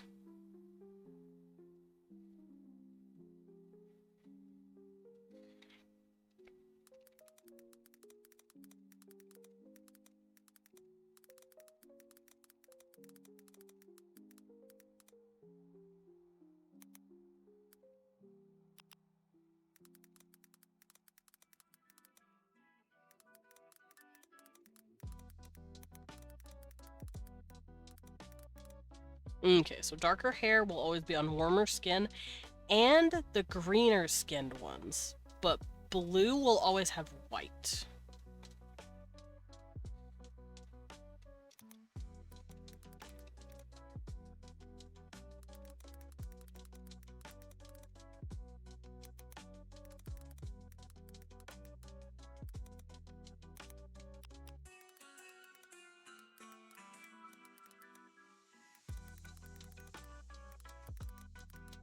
Well, your hair can also go white as you age, obviously. But it will start off as silvery first. You know, like that salt and pepper look. Would their fur do that? I think their fur would do that. What? Oh no, you're just being cute over there. Yeah, wee one's being over there cute and chilling. Yeah, I think if they're aging, their fur would also become salty and peppery. Now I can cover that later down here. I have life stages, and I have added elder because I want to show off my species when they start getting old. And I think I'm going to have my Orkran show off when they're old that they start going salt and peppery. I think that'd be cute. Oh, pop my back. Oh, let me get a little stretch going real quick. All right.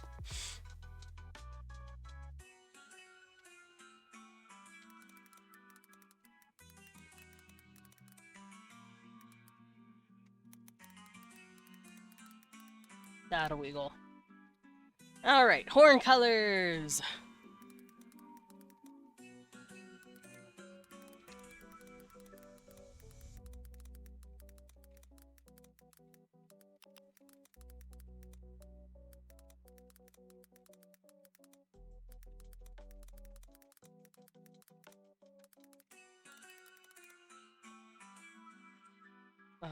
Okay, so horns are always dark and will match the colors of their nails.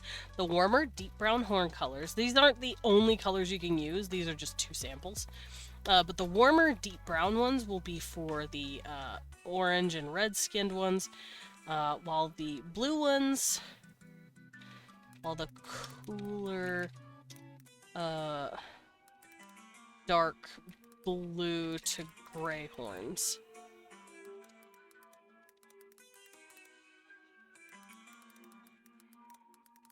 There we go. Alright. I did all the colors! Yay! All the colors! Alright, biology. Some stuff I've already written down, but I'm not going to be worrying about it. I'm just gonna read it out to you. So, terrestrial comparisons. For these guys, it's a little rough to, like, compare them one-to-one with animals, because they're based kind of off of us. So I put down humans vaguely from boars because of their tusks, and they have ram horns. Slightly. Blood color, their color is red. I'm just gonna put a quick little red color there. But it means it's iron-based. It oxidizes with iron. And evolutionary track. Most humans, much like humans, Orkran evolved to be great tailless apes that slowly learned how to come down from their climbing spots and begin to walk upright on their back legs. I'm going to do this to make it easier to read. For Orkran, their safety net for climbing were the mountains that they evolved around, and when they started walking, it was in the flat plains just below them. So, the reason we started walking upright is because we became a transitional species from ape live in tree to ape walk on ground. And we can actually see that transitionary period through like bone structure and stuff. It's really cool. Now, these guys had a similar evolutionary track, but instead of the trees, they came from the mountains. And that's one of the reasons why they have their nails and padding still on their fingers. That padding was used to keep themselves gripped to the stone a lot longer than we can. Think of like when your fingers are pruny, kind of. You get a better grip when your fingers are pruned from like water for a while. It's a little bit like that. It's not tacky per se, but it's definitely there for grip. Okay, so before I keep going, let me actually do this.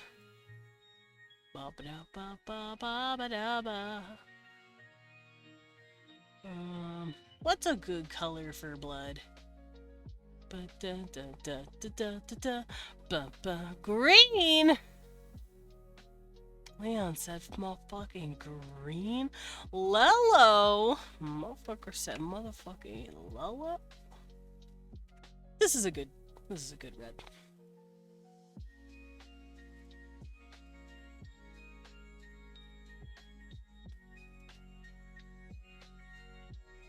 Actually, I do have species with green and yellow blood, but not these guys.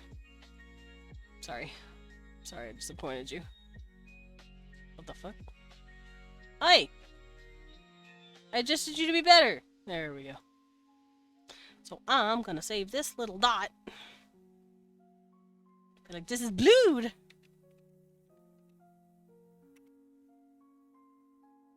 Realistically, I wouldn't have to save it as Orkran. I could just save it as red blood.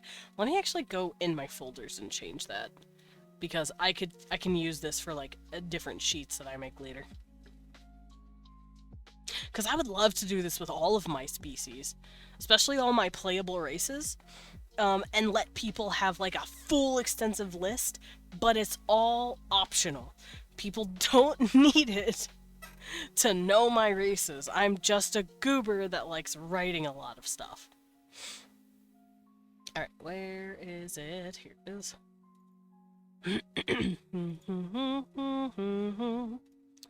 Alright, so blood, rename. Blood, I'll make it red. I'll make a blood folder. Yeah, blood color folder. There we go. Alright, so I should be able to just do this now. Let's do this so you can see what I'm doing.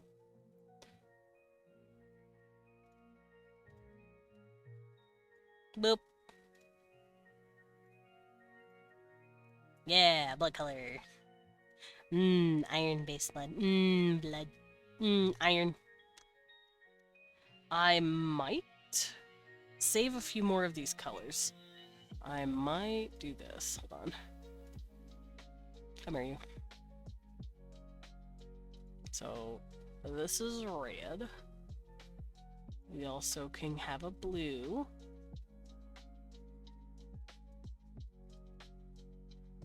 Good color, good color.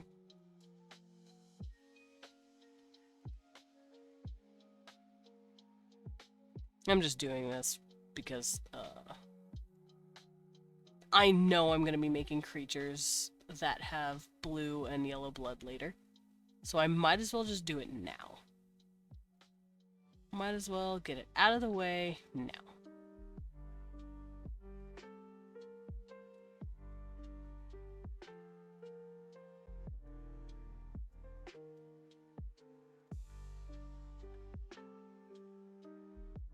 Alrighty. Blood colors.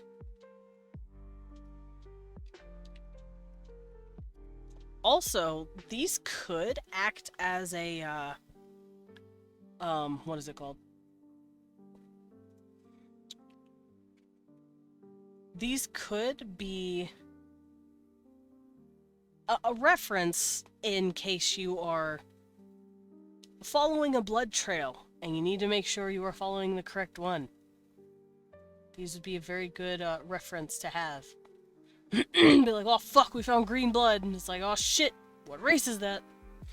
I think that'd be fun. Let's see.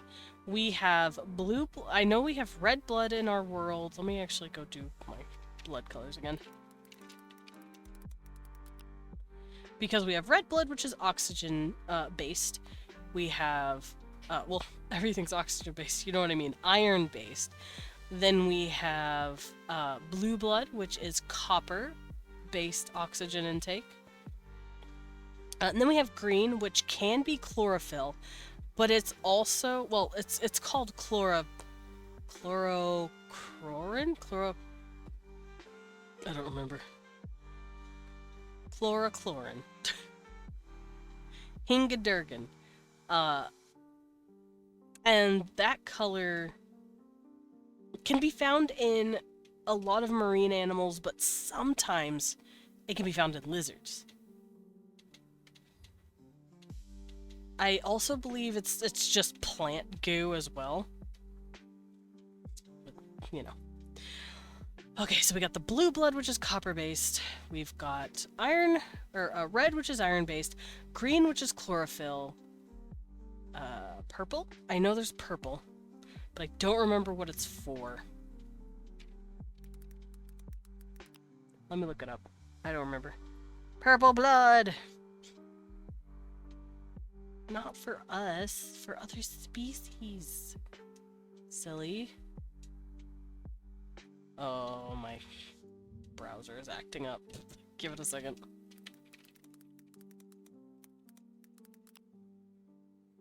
There we go. Alright, so up. Spiders have blue blood?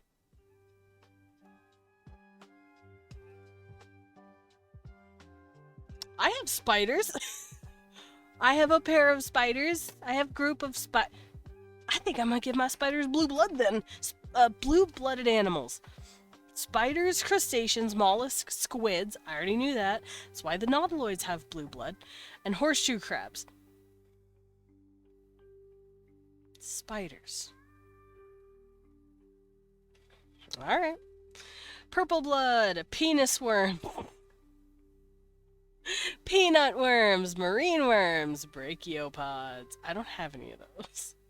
Green blood, annelids, leeches, marine worms, segmental worms, and also some plants and lizards. Yellow blood. That's technically like bug goo, but I'm gonna count it. Alright, so we have yellow blood.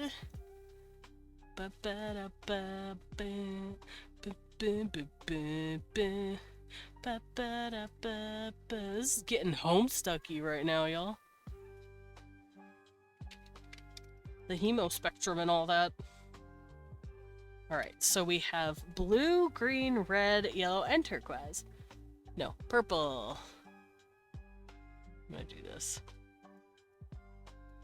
I have no clue what race I would make that has purple-ass blood. But it's there. There we go. Okay. Did you hear that? A spooky. Are they launching more shit? That shit's spooky! Anyway, y'all, don't mind me. I'm spookied because shit's shaking. I don't want to say exactly, but shit's shaking. That's all you need to know. Okay. So now that I have to find 5 main blood colors that is found in nature, I can't speak for aliens, but it does make me wonder if there's any of them I have to think about, because the 5 that I have now pretty much covers everything. Like color-wise. The only thing that's missing is orange, and orange could just be yellow. After that, it's all semantic. It's like, oh, I have... I'm showing my homestuck again.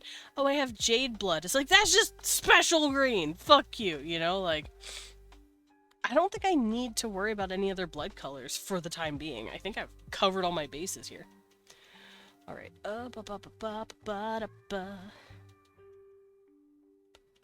There we go. Now you guys can watch me complete this. So yeah. Blood's done. It's iron-based, evolutionary track. Same way humans evolved, pretty much. And then they started walking. Because they're very close to humans. I don't know what kind of image I would put here, but maybe it's... Maybe I can do, like... I might not need to. Hold up.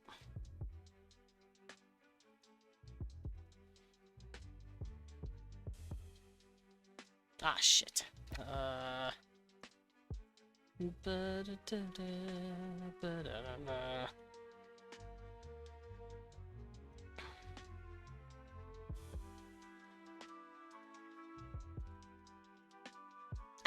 I inserted it, I didn't delete. That is not how I want it to be remembered.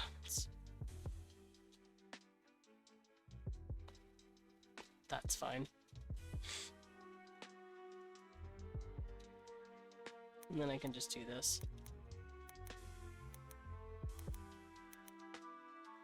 And then I guess other. And I'm gonna copy this and put it in my regular sheet. See, this is why I'm filling this shit out. Sometimes I think something's a good idea, and then I go back and actually try it, and I'm like, this ain't working. So then I can just clean it up. Let me just go find that sheet. Hold on.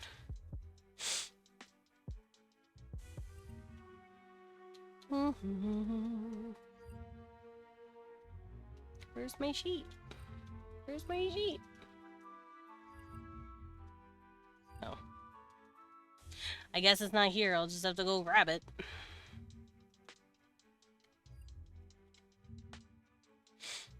Sorry, you're hearing me clicking around everywhere, and that's because I'm looking for stuff. And my other thing. Okay, so everything looks good for now. But let me come in here and paste senses. There we go.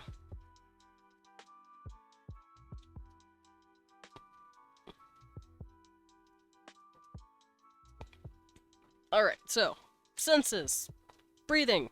Through their nose, mouth, into their lungs. Just like a human. I think I'm gonna do this.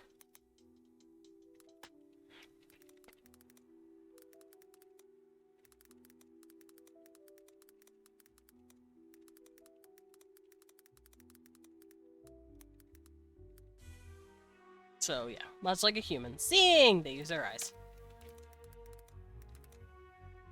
Light-based vision.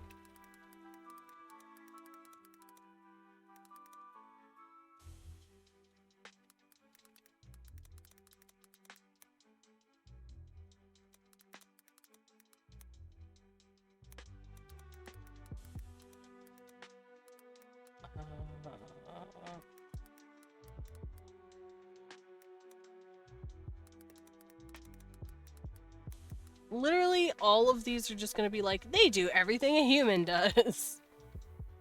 Hearing. With their ears.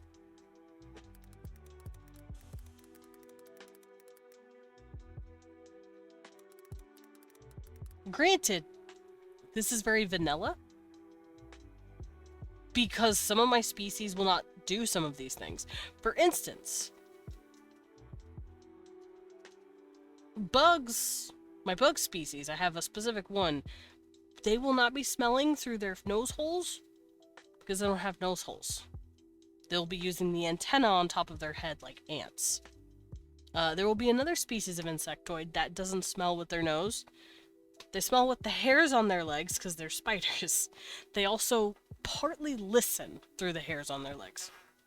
So, yes, this seems duh, like, for the Orkran, but once I start getting into the nitty-gritty of some of these creatures, it's gonna start becoming a little esoteric. Because that's how nature works. Nature's great. Nature is honestly just really cool. I love nature.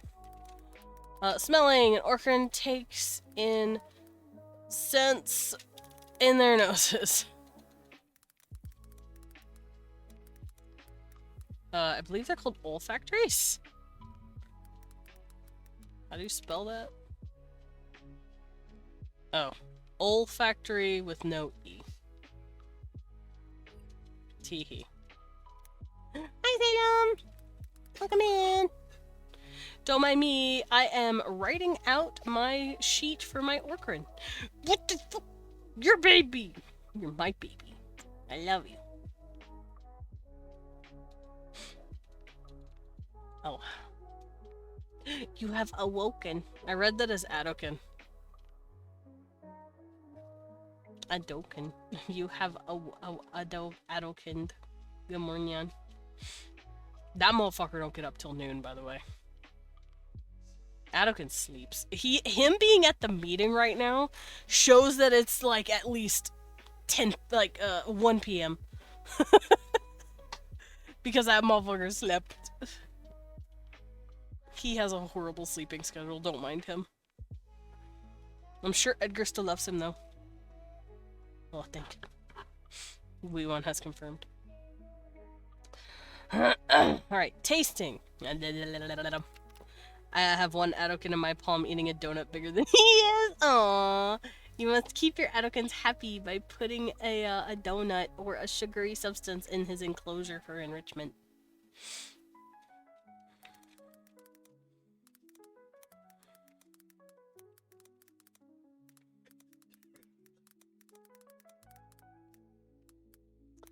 Alright, so Orkrans taste with their tongues, just like we do. They touch, just like we do.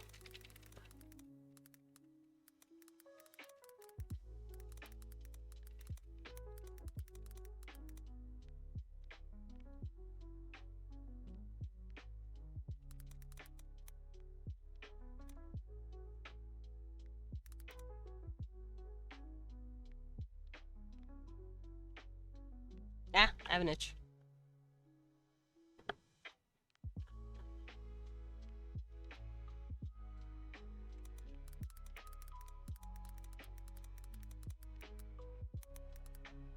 I will be adding differences, though. So their hearing's a little better than humans.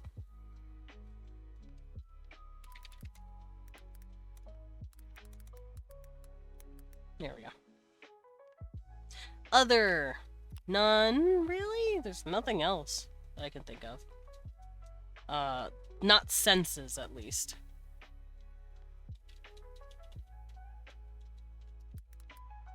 Yeah, I can't think of any. Alrighty, down here now. Let's look at this. So, communication. How do they talk? They use their vocal cords.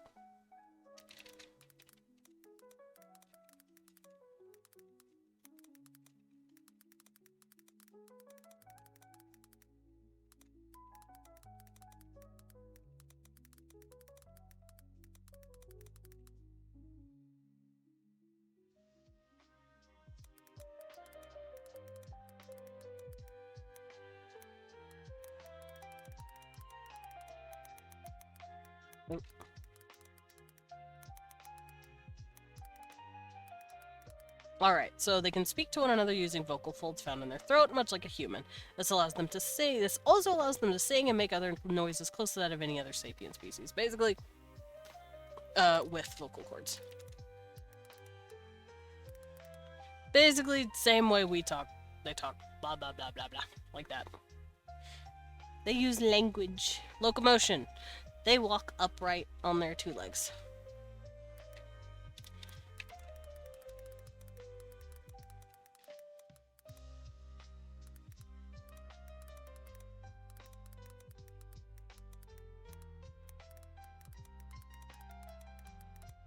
I feel like they've lost their ability to climb as well as they could. Because the Tauramians are my climbers. These guys nowadays run around on the plains.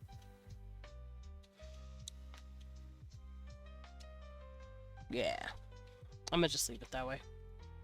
Sleep cycle. Sleep just like us.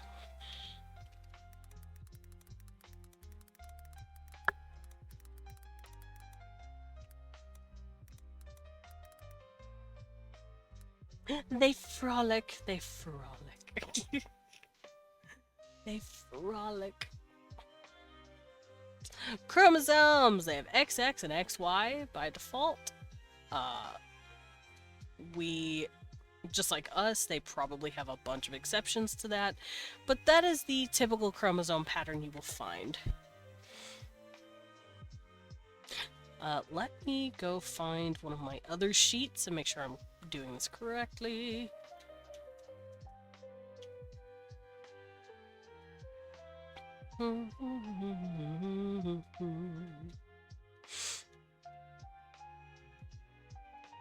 I'll look at my Droven. They're pretty good. Alright. Oh. Drovens. I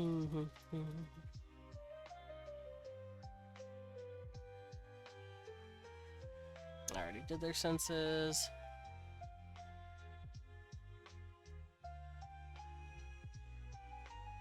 I did put down walking, climbing, and swimming in locomotion.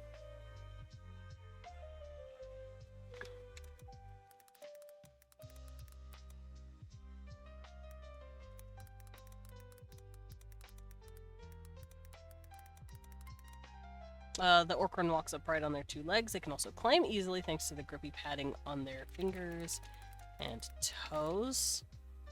They can swim, but I feel like if they swim for too long, the fur will start to collect all that water, and it will start to become more strenuous for them.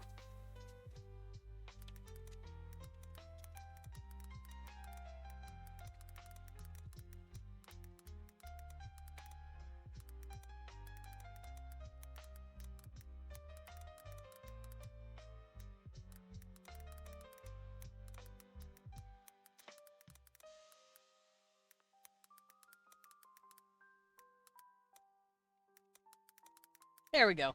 Yeah, water will drag them down and cause them to exhaust themselves faster. So if they're swimming, they get exhausted quicker.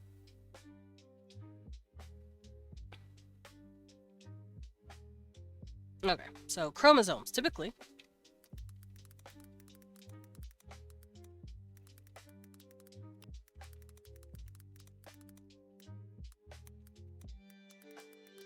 There we go. So that's how I did it on this sheet.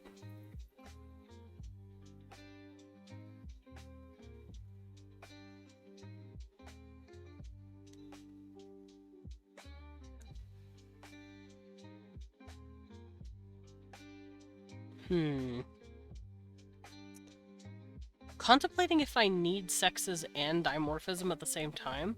I could just call it sexual dimorphism and get rid of this category altogether. I don't know why I had it. And I'm gonna do the same thing on the other sheet.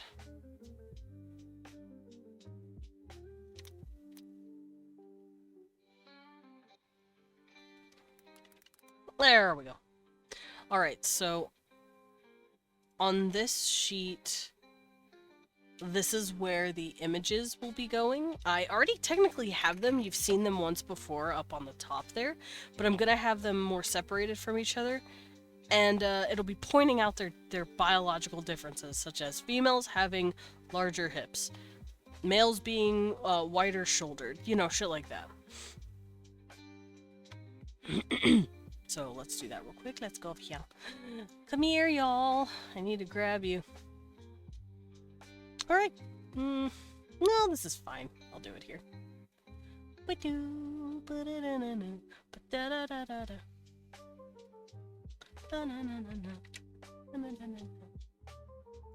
Alright. Let's see how it looks. If I don't have to do this, I'll just use the other one.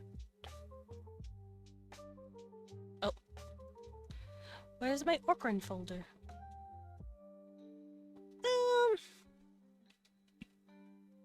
I think it's fine. I'm looking at it and I think it's fine.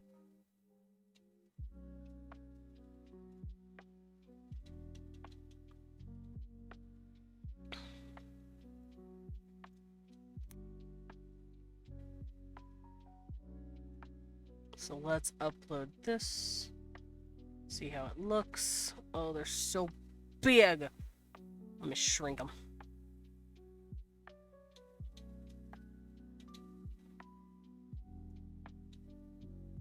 Too small. Make them a little bigger.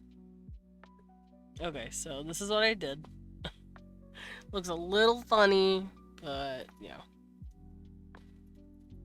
This is why I wanted to try and separate them. How small do I have to make these to get it to fit? Oh.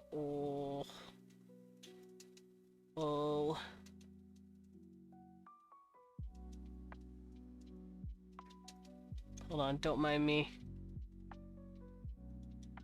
I'm wrestling with the size. Okay, so that should be fine.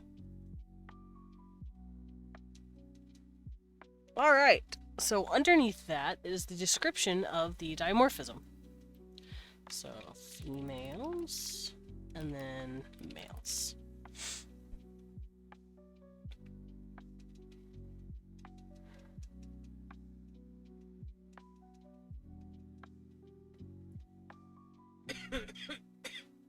You okay, babe? Don't die. Don't die. Leland is coughing to death.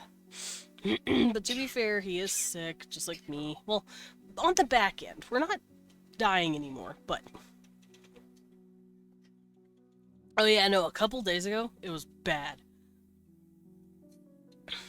We were definitely dying then, but we're better now. Okay. On my Droven picture, I have females are seen as the egg. Yeah, they're the egg bearers because they lay eggs. My Droven are actual, like, egg layers. They're like giant chickens. Well, they're technically ostriches, but they're ostrich feet. And then I explain, like, how many eggs they lay, what males do. Let me move this. And remember, this is all from a biological standpoint. I am not getting into gender. I am just getting into sexual biology and all that. Gender and, like, that sort of stuff, identity and all that, that goes in culture. That's gonna go in culture. Gender roles, gender norms, what they wear, how they act depending on their gender, that all goes cultural. We ain't worrying about that right now.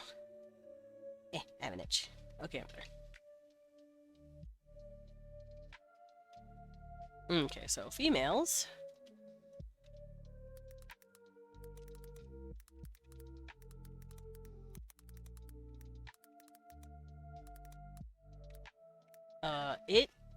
The females are the ones that make the eggs. Now, I have to specify it this way because there are some races out there with females that can oviposit males. Think of seahorses. So for this, you specify, for me, I like to specify females are the ones that make the egg-laying gametes. They're the ones that make the egg. Males are the ones that make the sperm. That's it. Some men can get pregnant, actually. They just have to be seahorse dads.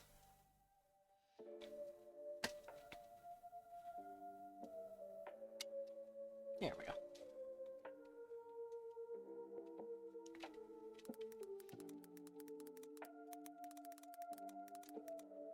So, females provide genetic material in the form of an egg. Males provide genetic material in the form of a sperm spermatophore. Goo, said Leon.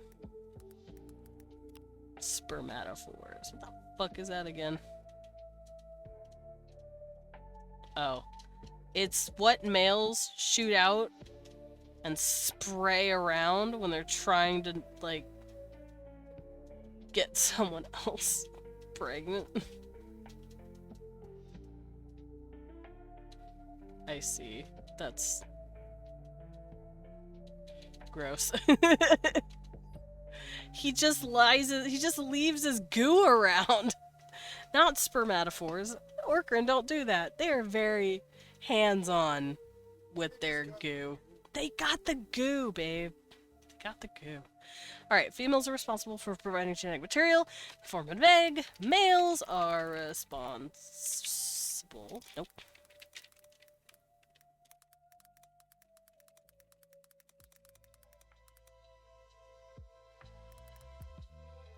Sperm cells. That I'm going very technical with this. And after that, I'm going to go over their physical differences. Like I said, females have wider hips so that they can carry baby. Males have broader shoulders. Stuff like that. Females have booba. Because booba give it the baby to the egg. Wait, no, the milk to the baby. Yeah.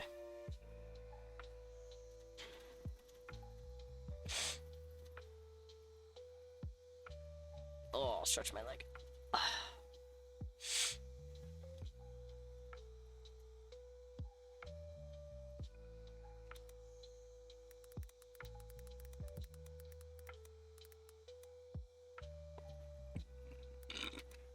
So they typically have wider hips, a shorter height, and breasts because they're mammals.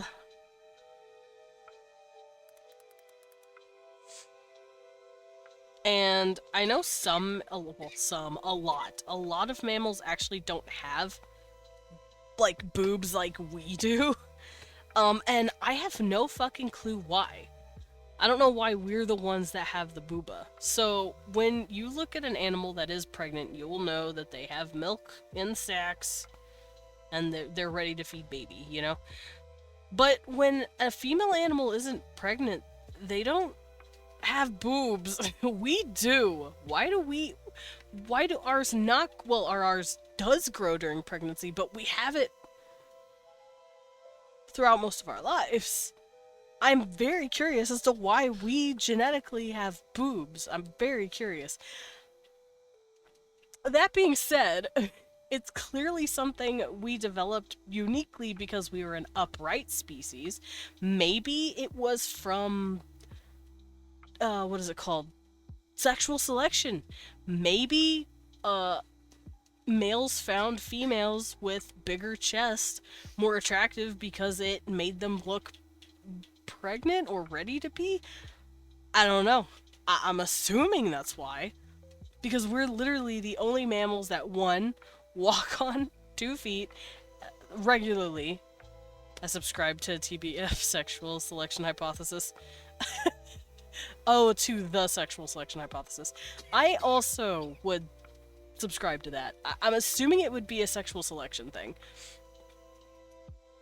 Also, thank you guys for just sitting here and listening to me ramble for 3 hours about fucking biology. I don't think y'all understand how much I love biology. Biology is so cool. I love to sit there and think of, like, why'd you evolve to look like that, you know? And I personally think we evolved booba for that reason, which means most upright mammalian sapient species could probably develop breasts as well, just on the pure principle that, one, they look nice, and two, hey, you look fertile, girl, you know, like, I'm assuming that's why.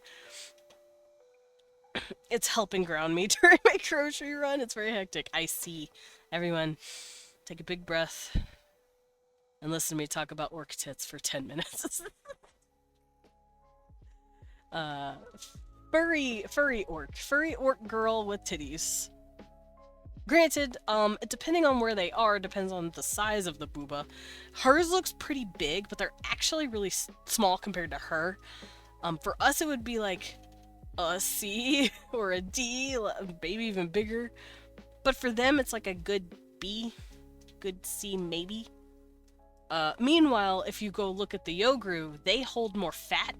So the women are chubby, and they have the biggest tits. How did I say it? Tits as big as your head. So, you know. Depends on where they're from and their diet. But, yeah, I would assume she has a pair of breasts because... Sorry about that, I have a cough. Give me a 2nd.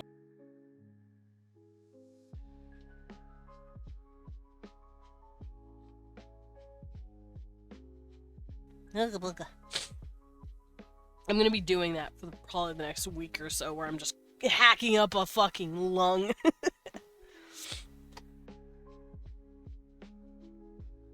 And that's just because I'm still slightly sick. Only slightly. I wanted to stream. I was sick of being sick and not streaming. Alright, so yeah. They have wider hips, a pair of breasts, and a shorter height.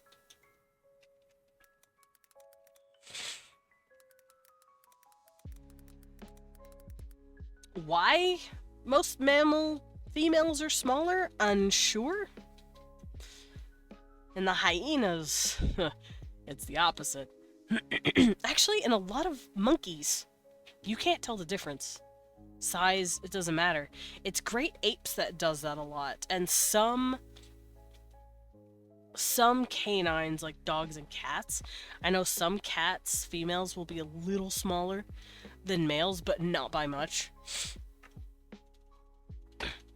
They're just a little bit smaller. So I'll have my female Orkran a little smaller. Granted, these are Orkran. I have a race of Syrians, I call them my blue elves or my space elves. The females are just as tall as the dudes. They have shoulders just as wide, because the male shoulders don't go that far anyway. They're a very androgynous species.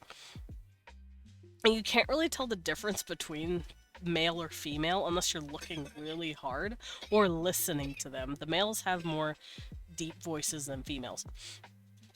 However, that means that they have a culture where they are very strict on clothing. If you are a specific gender, you have to wear that clothes. No fucking around. I think if you're a lady, you typically wear updo hairstyles, and you have a higher collar on your neck, and you use certain colors. Men keep their hair down. They have longer flowing robes, and they also use a specific color. Like, they're very gender role hard when it comes to them.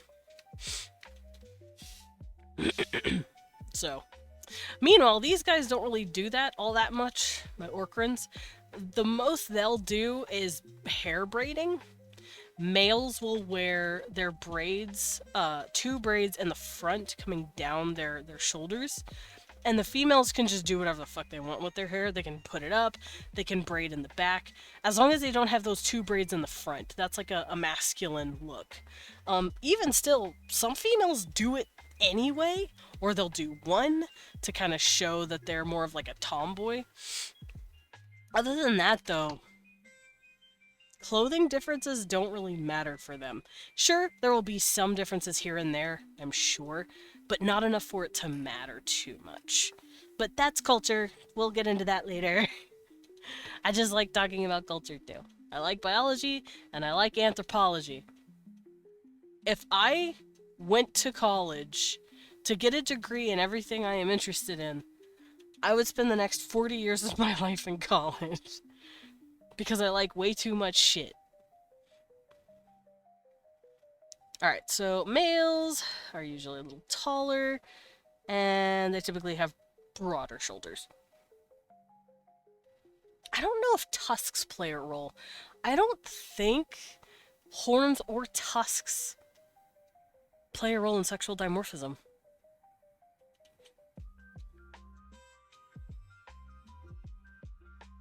I'm staring at them and I...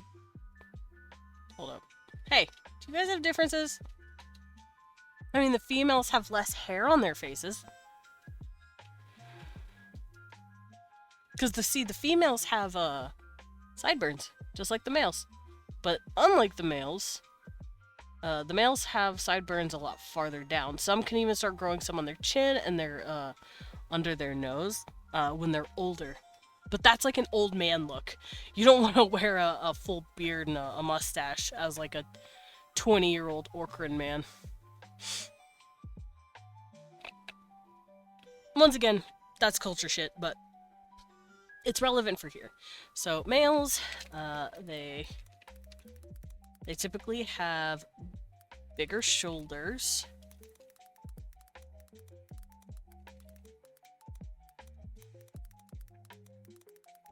And more facial hair on the sides of their jaw.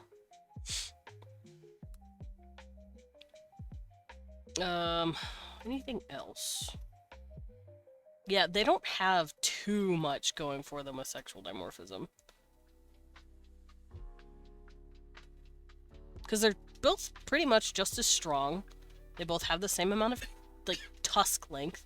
They have the same amount of head horn length. It's not like, oh, males have the big ass ones and females have the tiny ones. No, like, whether the horns are big or small has more to do with just genetic parentage rather than male or female. So I think this is fine. That also shows that in their culture, they don't really see a difference between male or female in terms of, like, ability to do shit. So there is truly job equality between both sexes. Alrighty. Reproduction. Now, I originally had this set as images. I looked at it and went, how the fuck am I gonna draw all of this? Am I okay? So I didn't. I love the idea of having a very visual world building species sheet, and then when I get to that part, I'm like, no. No, I don't think I should do that. Alright, so reproduction, insemination. Let me do this. Make it easier on me.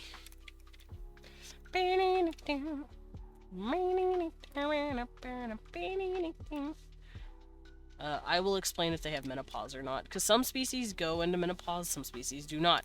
For instance, we go into menopause when we are roughly in our 50s, maybe our 60s, depending on how our body works. Chickens do too. Chickens will lay an egg every day if they've been bred to, because not all chickens do this, but the ones we've bred, the specific hens we have, they are bred to lay an egg every day. And they will eventually run out of egg. Also, they won't lay another egg unless you take the old one. So if you're a farmer and you got chickens, you gotta take them every day or they're not gonna lay more. And they'll lay them even if they're fertile or not, which is interesting. It's really cool. But chickens, fun fact, they go through menopause. I think it's funny. I don't know any other species that does, though. Hold on. We're gonna learn today, y'all. Yes, I know humans. I think whales do too. Certain whales. It's definitely different mammals that do it. And some avians, obviously, because the bird. Orcas.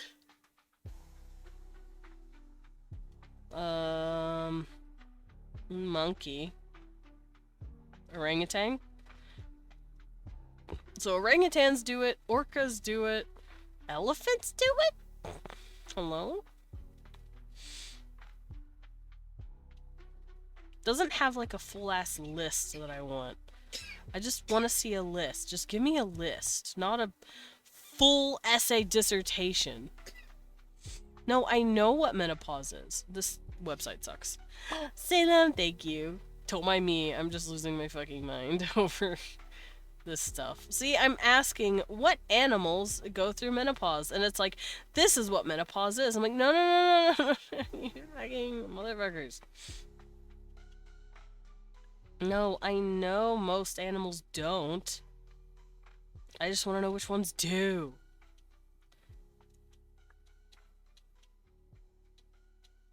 Yeah, chimps do. Orangutans do. Dolphins, apparently. Certain dolphins, whales, and orcas. Mostly mammals. And chickens, which is funny. I don't know if ducks do. Elephants? Yeah, elephants. I said that earlier too, but I didn't trust that website. Seems like a lot of apes do too. Which makes sense, because those are our,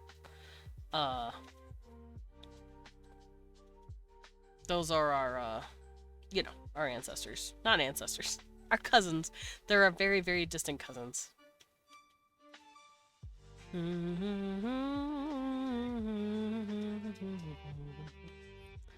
Alright. I have no clue. Alright, insemination. Easy. Germination. Easy. Birth. Not easy. Menopause. Easy. Offspring. I'll write out that first. Hold on.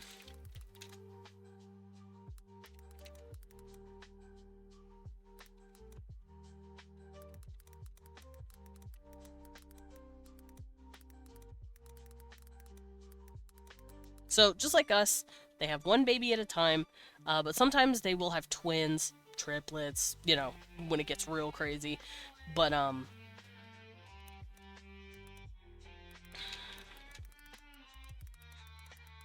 it's a little rare. You don't hear people being twins all that often.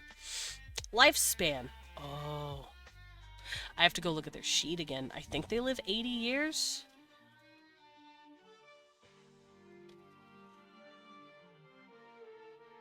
A 80, 90.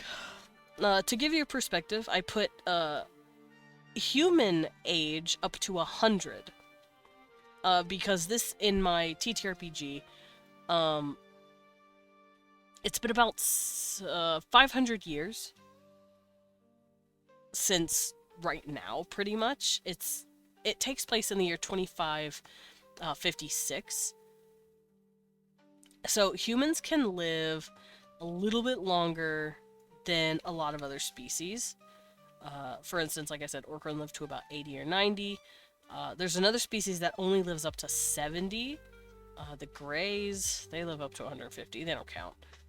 Irons live up to about 120. 120. Where's the fucking short-ass races? 110. You motherfuckers. Saurians? 120. Fuck. Anyway, you get my point. Oh, the Aragni. The Aragni live up to 80. See, it's like a shorter species, but there aren't any species that live super short lives or super long lives. Those are very far in between. Syrians, for instance, live to I might change that from 250 to 150. 250 sounds a bit much. But there is a species out there that lives for hundreds of years, and that's the mean-ass evil nautiloids.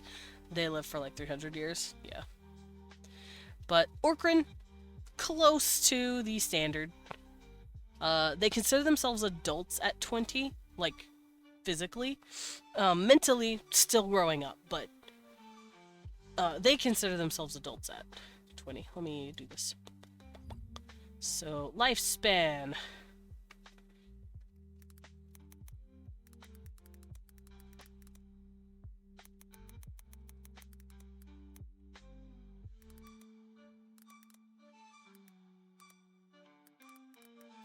So they can live up to 80. This is the average. And actually, I'm going to say that.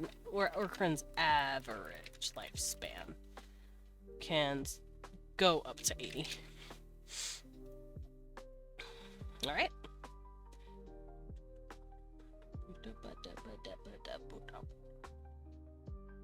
Oh, I get to draw the babies! I get to draw the babies. Guys, I get to draw the babies. I've been wanting to draw babies for a while. Every time I see or hear about a cute baby, I'm like, I wanna draw a baby monster. So, hear me out. Tiny baby Orkran, little fluff ball with tiny little nubs on his forehead because he can't, like, have horns yet. It's a little baby. And then toddler. Oh, wait, let me scroll down here so you can see what the fuck I'm even talking about. Toddlers, little waddle babies. And I'm very excited to draw elders because I want to show off that really cool salt and pepper idea that I got going on. And then these will be the spaces to write in. But for now, I'm going to go through the other sheet. We'll be doing the main drawing stuff next time. Maybe tomorrow, who knows? We'll see. So, species relatives. Not on their own planet do they have a relative like that. Some species do, though. But my cat is yelling at me. But I would consider Syrians and humans to be their species relatives, their closest species relatives. Maybe not so much Gobal. Gobal don't really have a pinky finger. They have like the 3 fingers and like that's it.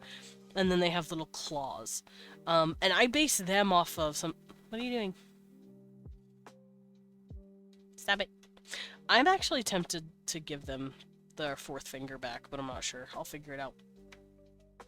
Because I based them originally off of a hybrid species that I made for another set of species entirely. I love them, and I wanted to bring them in because they're babies. But Orkran don't really have any relatives that are alive, like close relatives. I would say humans and Syrians are the closest I can get. Hey, Bubby, can you not knock over my box, please? Thanks. He looked at Leon like, I'm not doing nothing. Yeah, oh, hello. I have a card box and a tiny treasure chest box that I put on top, and it is for card night, or not card night, TTRPG night, and Cecil is just loving on it. He is rubbing, well, he's not anymore, but he was rubbing his absolute face all over it. Come here. Go on, baby. He's purring. What a baby. But he's also trying to push my shit off my desk. Alright. So species relatives, I would say humans to a distant degree. And also Syrians to a closer degree. And the reason I say Syrians is if you've seen my Syrians, I can show you them now because I'm on the sheet. These guys look like this. Yes, they're smaller and the females are bigger. They don't have horns or tusks, but they have the pointed ears, they have the bluish skin. These guys can have blue skin and white hair, and their only hair colors are white or black. You cannot have brown or blonde or red, really. If you have blonde, brown, or red, that means you are probably a hybrid Syrian. They cannot naturally have those colors. So I would consider these guys very distant relatives. They also have something weird going on with their eyes. They don't have pupils that you can see. Their pupils look like they blend in with their irises. You don't see them. So I would consider them distant relatives. Now, the Gobel, because see, like, there's the humans, obviously. We're related. These guys are probably related. The Gobel, they also have big pointy ears, but they're floppy. And they're really short. And they have really weird glowy eyes. Like, they're clearly a lot more distantly related. I guess I could say they're very distant.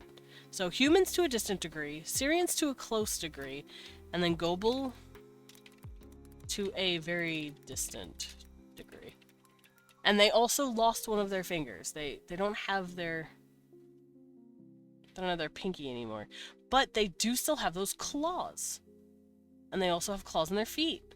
Also, this black you see on their hands and like feet, those are natural black pattern markings that come from just existing. Alright, so I would consider that just because these are like the humanoid groups. These guys are all probably distantly related from each other, which sounds weird, right? Because they're all aliens. They're all technically extraterrestrial from each other. They're off-worlders compared to the planets they're from, because they all come from different star systems. However, in my story, the main thing that's going to be in the background is that, yeah, no, we're compatible with you guys. Why? And then there's going to be, well, there already has been, very extensive genetic testing, and people have realized that they're a lot more related than they should be, which has to do with their chromosomes lining up a lot closer than what they expected. And it looks like there might be some sort of genetic tampering with some of the species. I talked about this last week, but I want to play on the idea that our genetics were fucked with. Because if you look at our DNA, we have 46 chromosomes, 23 from dad, 23 from mom. Our closest living relative, the chimpanzee, has 48. Which means they get 24 from mom, 24 from dad. We still technically have all that DNA that they do, though. And if you look at DNA strand, chromosome 2 and 3 on them, it is our second one, and it's been, like, fused together, which is cool as fuck, by the way. But that's why we don't have 48 chromosomes anymore, we have 46. And I like the idea that something came down in my story, combined those two, and said, cool, you have enough chromosomes to match with us and have babies with. So something came down and seeded the planet with a new chromosomed creature. Which means all these guys also probably have 46 chromosomes from one, like, tampering or another. And that means something that tampered with us and them has 46 chromosomes. So that's going to be, like, the big mystery, I guess, about these guys. But that does mean that they are technically distantly related because they all have chromosomes that have been fed the same DNA and genetic engineering so that we're just compatible enough to boink. Now, some can boink better than others. The Syrians are struggling in general. They can't boink very good with themselves, but they're going very well with humans. So there's a lot of those happening. I don't know how they do with Orkran. I'll have to look. I made a hybridization chart. Also, good luck having kids with a Zayden. They're a little rougher to have kids with. Yeah, I think I might give the Gobel their tootsies back. I think I might give them their fourth finger back. I don't know why I took one of their fingers, but I kind of want them to have the four-finger look. Because the three-finger look, I kind of want to keep with these guys, the big head races, which is what I've been calling them, because they have, like, big fucking noggins. Okay, so any other race that I have in here, I wouldn't consider the Orkran very related to. The Zaydens are not relatives of them, really, and any of my mammalid races that I have going on in here do not match them at all. The Gorel, maybe, but their only connection is that they have pointed ears and tusks. And they're very furry. Okay, they've got a lot, actually. But, I don't know, it feels more like a coincidence rather than an ancient connection. Not the bonobos, not the Ubosians, not the Aquarians, not at all. None of the reptiles, and none of my bugs. So, yeah, I think the only species relatives I would comfortably say they're connected to would be humans to a distant degree, Syrians to a closer degree, and Gobel to a very distant degree. Progenitor species? Hybrids. They do have hybrids. They can have human hybrids, Gobel hybrids, Syrian hybrids. Syrian hybrids are very easy to come across. Humans as well. Gobel not so much, but let's see. Among...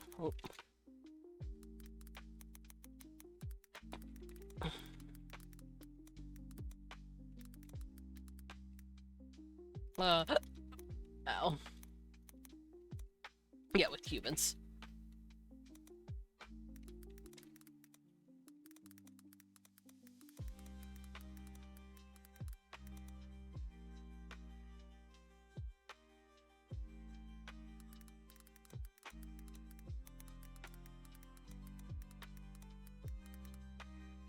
Alright, so we've got the most common is with humans, because I like the idea of humans being like the bang all race.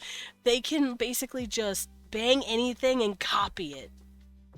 And a lot of that specific species traits will probably be dominant, while the humans' traits will not. That's how I've always envisioned humans. We the horny fuckers. And then after that, there will be a lot of Syrians, and I feel like that's because some Syrians are crackheads and find the Orkran hot, which they are, by the way. I find them. You better find them hot. I find them hot. I drew anything I draw is because I want to draw something hot. If I'm not actively gushing over the race I've drawn, it means I don't find them as hot as the others.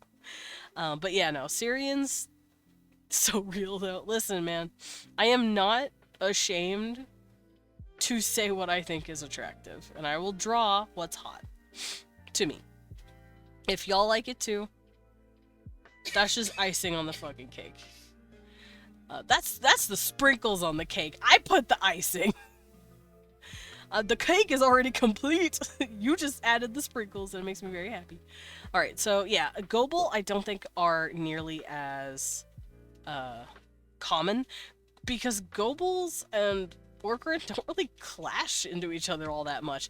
Orkran tend to actually stay the fuck away from Gobel, because the way the Gobel work, they are tiny, they're little guys, they're cute, and Orkran don't have a good reputation.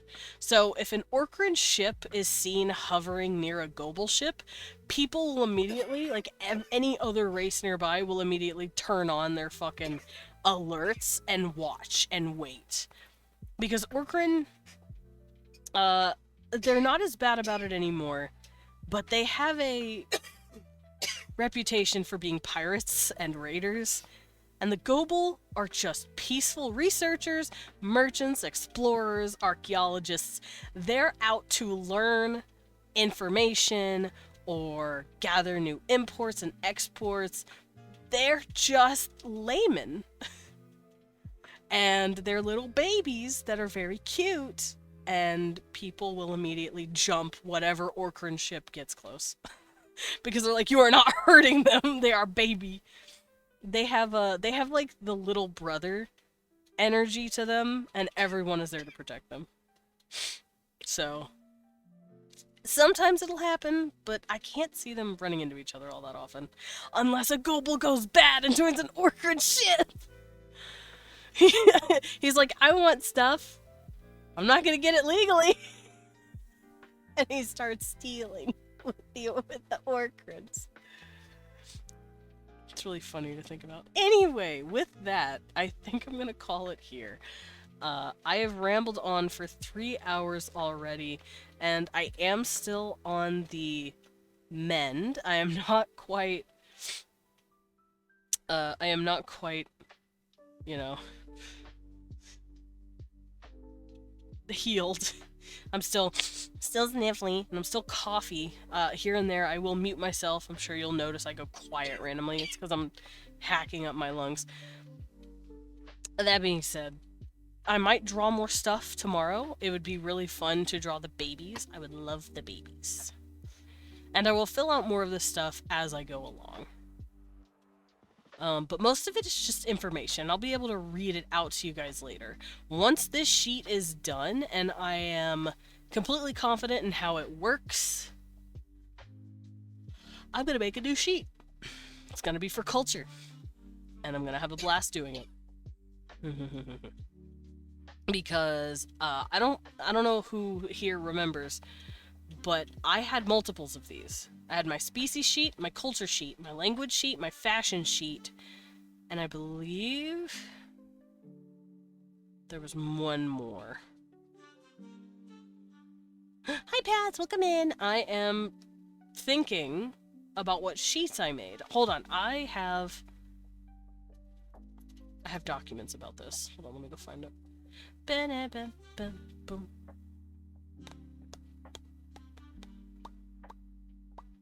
Yeah, so there was species, culture, language, fashion. I swear there was one more. Am I losing my mind? Have I lost my mind?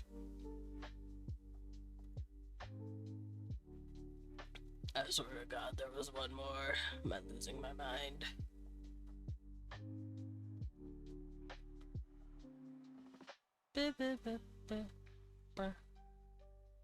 No, I think that's it. Species, culture, language, and fashion. But I do want to work on other shit. Lillian, thank you for the sip and the pet. Ba ba ba ba ba. Pat says hi, Weavine. He said, what up? I'm actually probably about to end stream here. I'm just going over what I'm talking about with my sheets and my species stuff. And this will all be going in towards my world building workbook stuff. I still need to draw a cover for the first one. That's the main reason I haven't released it. But the writing is done. It's just a tiny little booklet of like 8 pages. And it'll be free on my VGen that I will be uploading at some point. It'll be called my primer. And it'll be basically, hey, here's why I do it. Here's why you could do it. Here's how you do it. But it'll be more like a engagement for the rest of the writing. And depending on the rest of the writing, I would probably make it like a couple of bucks or something. But it will include a species writing book. Doesn't be like, I'm world building and you can't take pretty much. But all of these sheets that I'm currently stress testing to make sure they're good, those are going to come with those books so that you can do this too. And I'm making sure everything is correct. But I want my little world building workbooks to have specifics that it can go to on what each category is. Like, for example, on my species sheet, you have, body frame, average height, average weight, common builds. It's like, what do you mean by body frame and common builds? In the species book writing workbook, it'll explain endoskeletons, exoskeletons, both, none. And I will go over like which one does what, why it's that way, what species would probably have it, stuff like that. Just to give people, like a food for thought sort of thing. And also common builds. What do I mean by that? I'm specifically talking about like body structure, because height explains it fine, but weight doesn't tell you much. Common builds for a body, though, you can go all out. It's like, oh yeah, they're commonly very muscular, or they're commonly quite chubby because let's say they're like seal mermaids and they're living in the Arctic, and I want them to have a lot more blubber on them to regulate their temperature and keep warm. Stuff like that. So that's what the builds mean. Yeah, that's what I'm gonna do. But for now, we're gonna hop on out of here. Thank you guys for vibing and listening to me rant and rave for however fucking long. 3 hours. About 3 hours. Let's go say hi to another bat.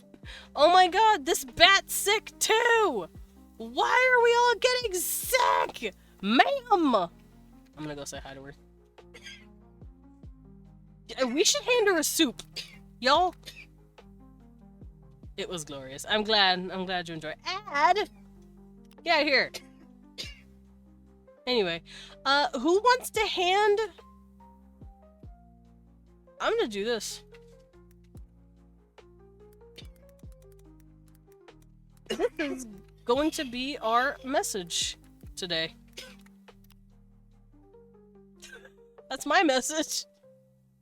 We're gonna hand the bat soup because she's sick. Everyone grab your soup messages. Get soup. But I will see you guys tomorrow. Bye bye bye bye. Also, I'm already planning that Picardo stream so that I can draw the Winguses. I'm at soup! What do you mean you're at soup? I mean I'm at soup. Guys, I'm hungry. I might go get food.